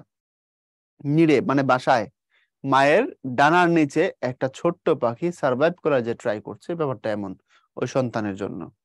ঘরের চালেতে হুতুম ডাকিছে, হুতুম, এটা হুতুম পেঁচা, ঘরের চালে বৈশা হুতুম ডাকছে, অকল্যাণ এ সুর, এই সুরটা অকল্যাণ গ্রামে বলা হয়, এটা খুবই অকল্যাণ, এটা খারাপ, অশুভ। মরণের দূত এলো বুঝি, হায় হাকে মাই দূর দূর, হায় রে আমার ছেলে বুঝি এখন মরে যাবে, আজরাইল বুঝি চলে আসছে। মা ওই পাখিকে ওখান থেকে সরায় দেয়, দূর দূর সরে যাও সরে যাও, বুঝছো। হুতুম পেঁচার যে ডাক এটা। নীরের কাপে নীরের পাখারি লাইনের এমসিকিউ বুঝিনি, এমসিকিউ তো পড়াইনি, এমসিকিউ আসলে বা প্রশ্ন থাকলে আমাকে বলতে পারো। মরণের দূত এলো বুঝি, হায় হাকে মাই দূর দূর, পচা ডোবা হতে বিরহণী ডাক ডাকিতেছে, ঝুরি ঝুরি কৃষাণ ছেলেরা কালকে তাহার বাচ্চা করেছে চুরি। পচা ডোবা হতে বিরহিণী ডাহুক, বিরহিণী মানে এখানে ডাহুক পাখিকে বোঝানো হয়েছে, ওই ডোবা থেকে ডাহুক ডাকছে ঝুরি ঝুরি, অর্থাৎ তার যে কান্না, তার যে ডাক, এটাকে ঝুরি ঝুরি এই কথার সাথে কি করা যায়, রিলেট করা যায়। আমরা যেমন ঝর্ণার গান কবিতার মধ্যে কি পড়ছিলাম মনে করে দেখো তো, বলছিলাম যখন একটা পাখি আছে যে ডাকে ফটিক জল এরকম, তো ফটিক জল দিয়ে কোনো পাখির নাম হয় না, ওর যে ডাক সেই ডাকটাকে টোনটাকে মিলানো যায় ফটিক জল এটার সাথে, তাই তো। ব্যাপারটা এমন, বলছে পচা ডোবা হতে বিরহিণী ডাক ডাকিতেছে ঝুরি ঝুরি, কৃষাণ ছেলেরা কালকে তাহার বাচ্চা করেছে চুরি। ওই ওই পাখির বাচ্চা কৃষকের ছেলেরা চুরি করে নিয়ে গেছে, গ্রামে এমনটা হয়, পাখির বাসা থেকে বাচ্চা চুরি করে পোলাপান। এর একটা সিচুয়েশন ক্রিয়েট করছে একটা মা পাখির, তাই না। ফেরে ভন ভন মশা দলে দলে বুড়ো পাতা ঝরে বনে, ফোটায় ফোটায় পাতা চোয়া জল ঝরিছে তাহার সনে। ফেরে ভন ভন মশা দলে দলে, বুঝছো, দলে দলে মশা ভন ভন করে ফিরছে, বুড়ো পাতা ঝরে বনে, বুড়ো পাতাগুলো গাছের যে পেকে যাওয়া পাতা সেগুলো বনে ঝরে পড়ছে, ফোটায় ফোটায় পাতা চোয়া জল ঝরিছে তাহার সনে। অর্থাৎ যে পাতাগুলো ঝরে পড়ছে তার সাথে ফোটায় ফোটায় পাতা ছোঁয়া জল পড়ে যাচ্ছে, অর্থাৎ কুয়াশার যে জল, কুয়াশা যখন পাতার উপরে পড়ে, পাতার উপরে জমে ফোটায় ফোটায় সে পড়ে যাচ্ছে, পাতাও পড়ে জলও পড়ে। রুগ্ন ছেলের শিহরে বসিয়া একলা জাগিছে মাতা, সম্মুখে তাহার ঘোর কুজ্ঝটি মহাকাল রাত পাতা। রুগ্ন ছেলের শিহরে মানে মায়ের কাছে বসে একলা জাগিছে মাতা, মা একা জেগে আছে। সম্মুখে তাহার ঘোর কুজ্ঝটি, এই কুজ্ঝটি মানে হচ্ছে কুয়াশা। সম্মুখে তাহার ঘোর কুজ্ঝটি মহাকাল রাত পাতা। মহাকাল রাত কেন বলা হয়েছে? মহাকাল রাত বলার কারণ হচ্ছে ওই রাতটা তার কাছে খুব লম্বা মনে হয়, খুব লেংদি মনে হয়, অর্থাৎ কষ্টের সময় কাটতে চায় না, আপেক্ষিকতা, থিওরি অফ রিলেটিভিটির মতো, তাই না? সুখের সময়টা, আনন্দের টাইম মুহূর্তে চলে যায়, কষ্টের সময়টা, সাফারিং হয়ে যে টাইমটা, ওইটা যাইতে চায় না। এটাই বলছে যে সম্মুখে তাহার ঘোর কুজ্ঝটি, কুজ্ঝটি মানে কুয়াশা, এখানে মানে খারাপ সময়কে বুঝাইছে, মহাকাল রাত পাতা, বুঝছো এবার? এনে কুয়াশা বা কুজ্ঝটি দিয়ে বোঝাচ্ছে খারাপ সময়। পার্শ্বে জ্বলিয়া মাটির প্রদীপ বাতাসে জমায় খেল, আধারের সাথে জুজিয়া তাহার ফুরায় এসেছে তেল। পার্শ্বে জ্বলিয়া মাটির যে বাতিটা, সেটা বাতাসের সাথে খেলে, বাতাসে খেল জমায়। আধারের সাথে যুধিয়া, যুধিয়া শব্দের অর্থ হচ্ছে যুদ্ধ করে। যুধিয়া মানে হচ্ছে কি, যুদ্ধ করে, ফাইট করে। তো আধারের সাথে লড়াই করতে করতে ওই বাতিটার তেল ফুরায় গেছে। এটা একটা মেটাফর, একটা রূপক, অর্থাৎ তাদের মাথার পাশে যে বাতিটা ছিল, ওরা তেল ফুরায় গেছে, এখন বাতিটা নিভে যাবে। আধার অন্ধকার দূর করার জন্য বাতি এতক্ষণ ফাইট করছে, এখন তার তেল ফুরাইছে মানে সে এখন নিভে যাবে। তো বাতিটার নিভে যাওয়া আর ছেলেটার জীবনের আলোটা নিভে যাওয়া, এটাকে সমান করে রাইটার দেখাইছেন। ছেলে মারা গেছেন এটা বলেননি, তবে ওই ছেলের সিচুয়েশন এমন, সে শিগগির মারা যাবে হয়তো, ব্যাপারটা এরকম বোঝানো হয়েছে, বুঝছো? ওই বাতির সাথে মেটাফোর দিয়ে বোঝানো হয়েছে, কারণ সেও তো মৃত্যুর সাথে লড়াই করতেছে, ওই বাতিটাও লড়াই করতেছে অন্ধকারের সাথে। এবার তেল শেষ, বাতি নিভে যাবে, এই ছেলের জীবনের তেলটাও যেন শেষ, তারও জীবন প্রদীপ নিভে এসেছে প্রায়। বোঝা গেছে কি?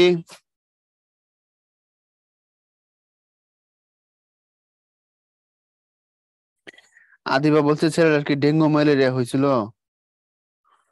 চিকিৎসা তো আমি করি নাই, কোথায় টেস্ট করেছিল কে জানে, তাই না?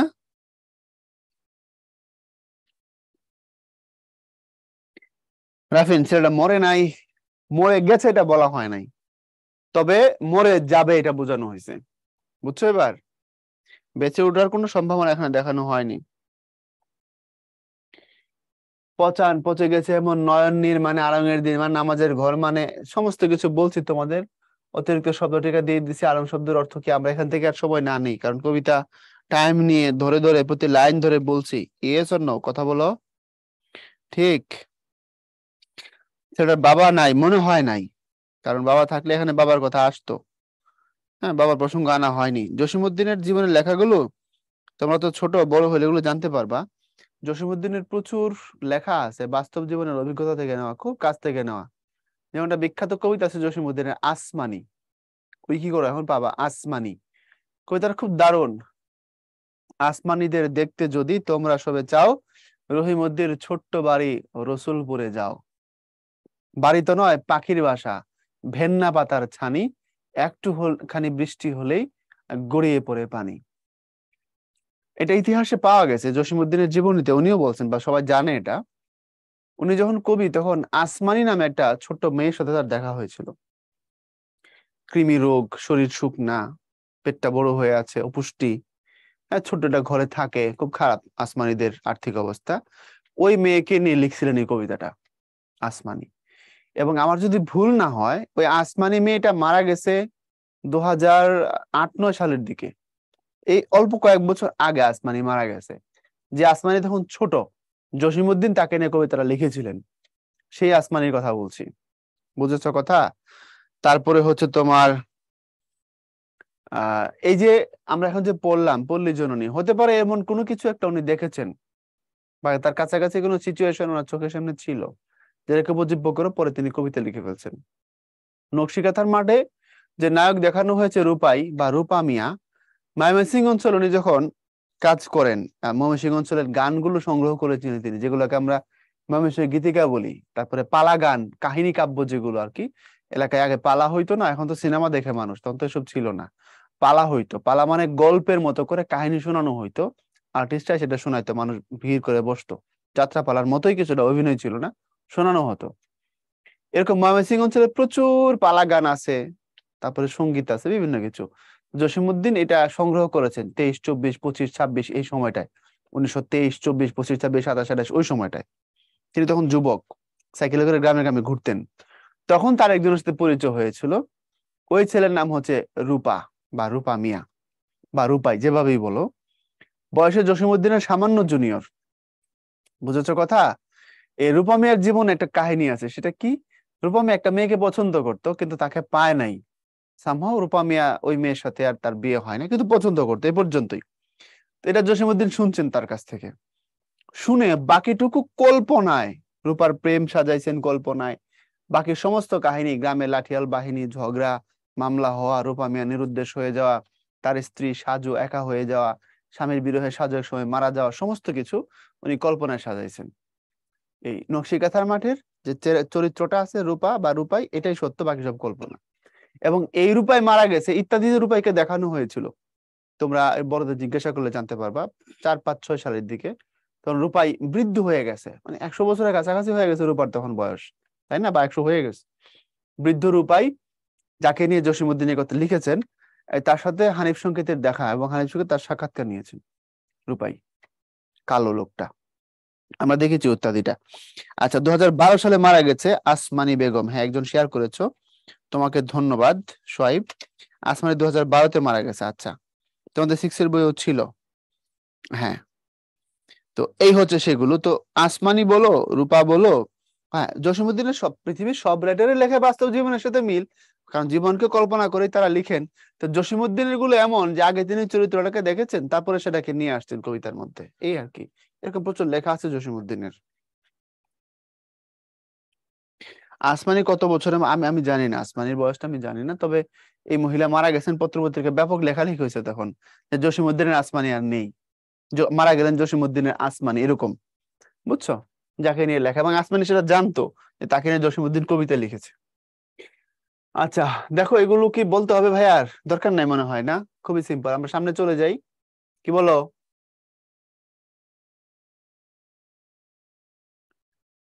ওকে।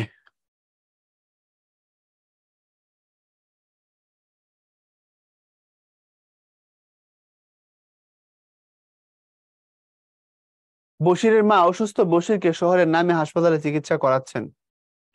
উন্নত চিকিৎসা সেবা পেয়েও নানা আশঙ্কায় তার মন অস্থির। সে নফল নামাজ আদায় করে, ছেলের জন্য দোয়া করে, মাজারে মানত করে। আচ্ছা, দেখো, খেয়াল করো। উদ্দীপকের বশিরের মায়ের সাথে পল্লীজরনী কবিতার শিশুটির মায়ের বৈসাদৃশ্য ব্যাখ্যা করো। উদ্দীপকের বশিরের মা ও পল্লীজরনী কবিতার অসুস্থ শিশুর মায়ের মধ্যে কিছু পার্থক্য থাকলে তারা শাশ্বত মায়ের প্রতিচ্ছবি, উক্তিটি বিশ্লেষণ করো। আচ্ছা, এখন বশির অসুস্থ, তাই না? বশির অসুস্থ, শহরের নামি ধরো দামি স্কয়ার বিআরবি বা এভার কেয়ার, এরকম বড় হসপিটালে তার চিকিৎসা হচ্ছে। উন্নত চিকিৎসা সেবা পেয়েও নানা আশঙ্কায় তার মন অস্থির, অর্থাৎ মা খুব চিন্তা করে সন্তানকে নিয়ে। নফল নামাজ আদায় করে ছেলের জন্য, এবং দোয়া করে, মাজারে মানত করে। উদ্দীপকের বশিরের মায়ের সাথে পল্লীজনী কবিতার শিশুটির মায়ের বৈসাদৃশ্য, অর্থাৎ দুইজনের মায়ের পার্থক্য কি? পার্থক্য হচ্ছে, আহ একজন তো কুঁড়ে ঘরে বসে আছে, একজন তো গরিব, ছেলের পাশে বসে সময় কাটায় দিচ্ছে, ওষুধপত্র কিছুই নাই। আর এখানে এই মা তার সন্তানকে নামি হাসপাতালে চিকিৎসাও করাচ্ছে, উন্নত চিকিৎসা সেবাও দিচ্ছে। অর্থাৎ আর্থিক জায়গাটাই হচ্ছে পার্থক্য, রাইট? আর উদ্দীপকের বশিরের মা আর এই পল্লীজননী কবিতার অসুস্থ শিশুর মায়ের মধ্যে কিছু পার্থক্য আছে বটে, তবে তারা শাশ্বত মায়ের প্রতিচ্ছবি। এই শাশ্বত মানে চিরন্তন, অর্থাৎ মায়েরা যেমন হন তেমনি। এখন টাকা একজনের আছে, একজনের নাই, কিন্তু মায়ের স্নেহ তো ঠিক একই রকমের হয়। মা ধনী হোক আর মা গরিব হোক, তার স্নেহটা তো স্বর্গীয়, সব মায়ের স্নেহ একই রকম, এটাই বলছে। যে টাকা পয়সা, একজন ধনী একজন গরিব, তবে দুজনই শাশ্বত, দুজনই চিরন্তন। হ্যাঁ, মায়েরা চিরন্তন, একজন মায়ের চরিত্র যেমন হবে, একজন সন্তানের প্রতি তার স্নেহ যেমন হবে, এমনই। মা যদি প্রধানমন্ত্রী হয়, সন্তানের কাছে তো সে মা, তাই না? আমাদের প্রধানমন্ত্রী এক জায়গায় দেখলাম সাক্ষাৎকারে বলতেছিলেন যে তার ফ্যামিলির জীবনটা কেমন, এক জায়গায় তিনি বলছিলেন, আমি শুনলাম যে সন্তানরা বা তার নাতি নাতনিরা তার সাথে কিভাবে সময় কাটায়। আর তিনি একটা দেশের প্রধানমন্ত্রী, তার নিরাপত্তার জন্য এত বড় স্কোয়াড, এত এত কিছু, অথচ তার নাতনি বা নাতিরা যারা আছে তারা আইসা বলতেছে যে আমার রান্না করে দাও, এটা খাবো, যে ওইটা খাবো, এটা তোমাকে রান্না করতে হবে। কারণ তার কাছে তো আর সব নানি দাদি বইলা তো তার টাইম নেই। তার কাছে তো সে যেটা মনে করে সেটা, প্রধানমন্ত্রী হয়েছে না কি হচ্ছে তো সে বুঝবে না, বা ওইটা বোঝার জন্য তার বয়সও নাই, বা বুঝলেও কি, আমার কাছে তো আমার আত্মীয়তা সম্পর্কের জায়গাটাই আসল, দাদি তো দাদি, নানি তো নানি, মা তো মা, তাই না? তো স্নেহের জায়গাটা চিরন্তন। সবার একটা ব্যক্তিগত জীবন আছে। মার্ক জাকারবার্গ দেখলাম একবার তার একটা বিখ্যাত পোস্ট অথবা টুইস্ট খুব ভাইরাল হয়েছিল সারা পৃথিবীতে। জাকারবার্গের তখন সন্তান হয়েছিল, তখন জাকারবার্গ কিছুদিন পর লিখছে যে এই যে এই মাত্র সন্তানের ডায়াপার চেঞ্জ করে আসলাম, এবং আরো লাখ ডায়াপার আছে। অর্থাৎ সে সন্তান ডায়াপার চেঞ্জ করে আসছে এবং বলছে আবার যদি নষ্ট করে আবার চেঞ্জ করব, লাখ লাখ চেঞ্জ করব। তো সে মার্ক জাকারবার্গ হোক বা জাকারবার্গ হোক আর যেই হোক, সন্তান সন্তানই, সন্তান তার কোলে প্রস্রাব করেই দিবে, এটাই স্বাভাবিক। তো বলছে এটাই শাশ্বত মায়ের প্রতিচ্ছবি।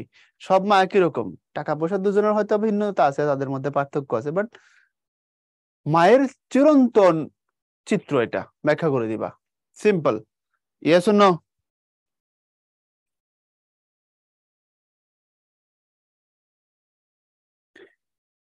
ঘরের চালেতে কোন পাখির ডাককে অকল্যাণ বলা হয়েছে? আমরা একটা পোল নিব।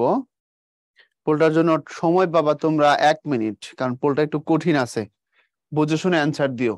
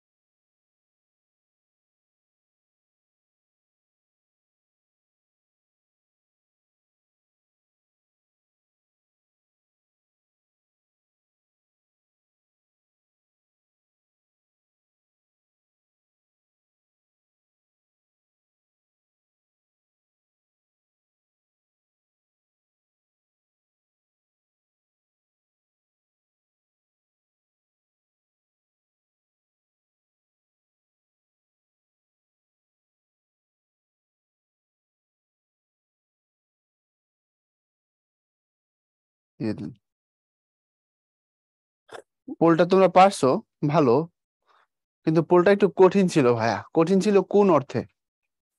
দেখো, প্রশ্ন করেছি ঘরের চালেতে কোন পাখির ডাককে অকল্যাণ বলা হয়েছে। এখন কানা, কই, ডাহক, হুতুম, সব পাখির কথাই আছে, হয়তো পেশ থাকতে পারে কোনটাকে অকল্যাণ বলা হয়েছে। অকল্যাণ বলা হয়েছে হুতুমকে। আবার বলা হয়েছে চাল, এই চালটা হলো পেশ, কারণ ঘরের চালে বসছিল এখানে হুতুম, এই জন্য হুতুমটা হবে উত্তর।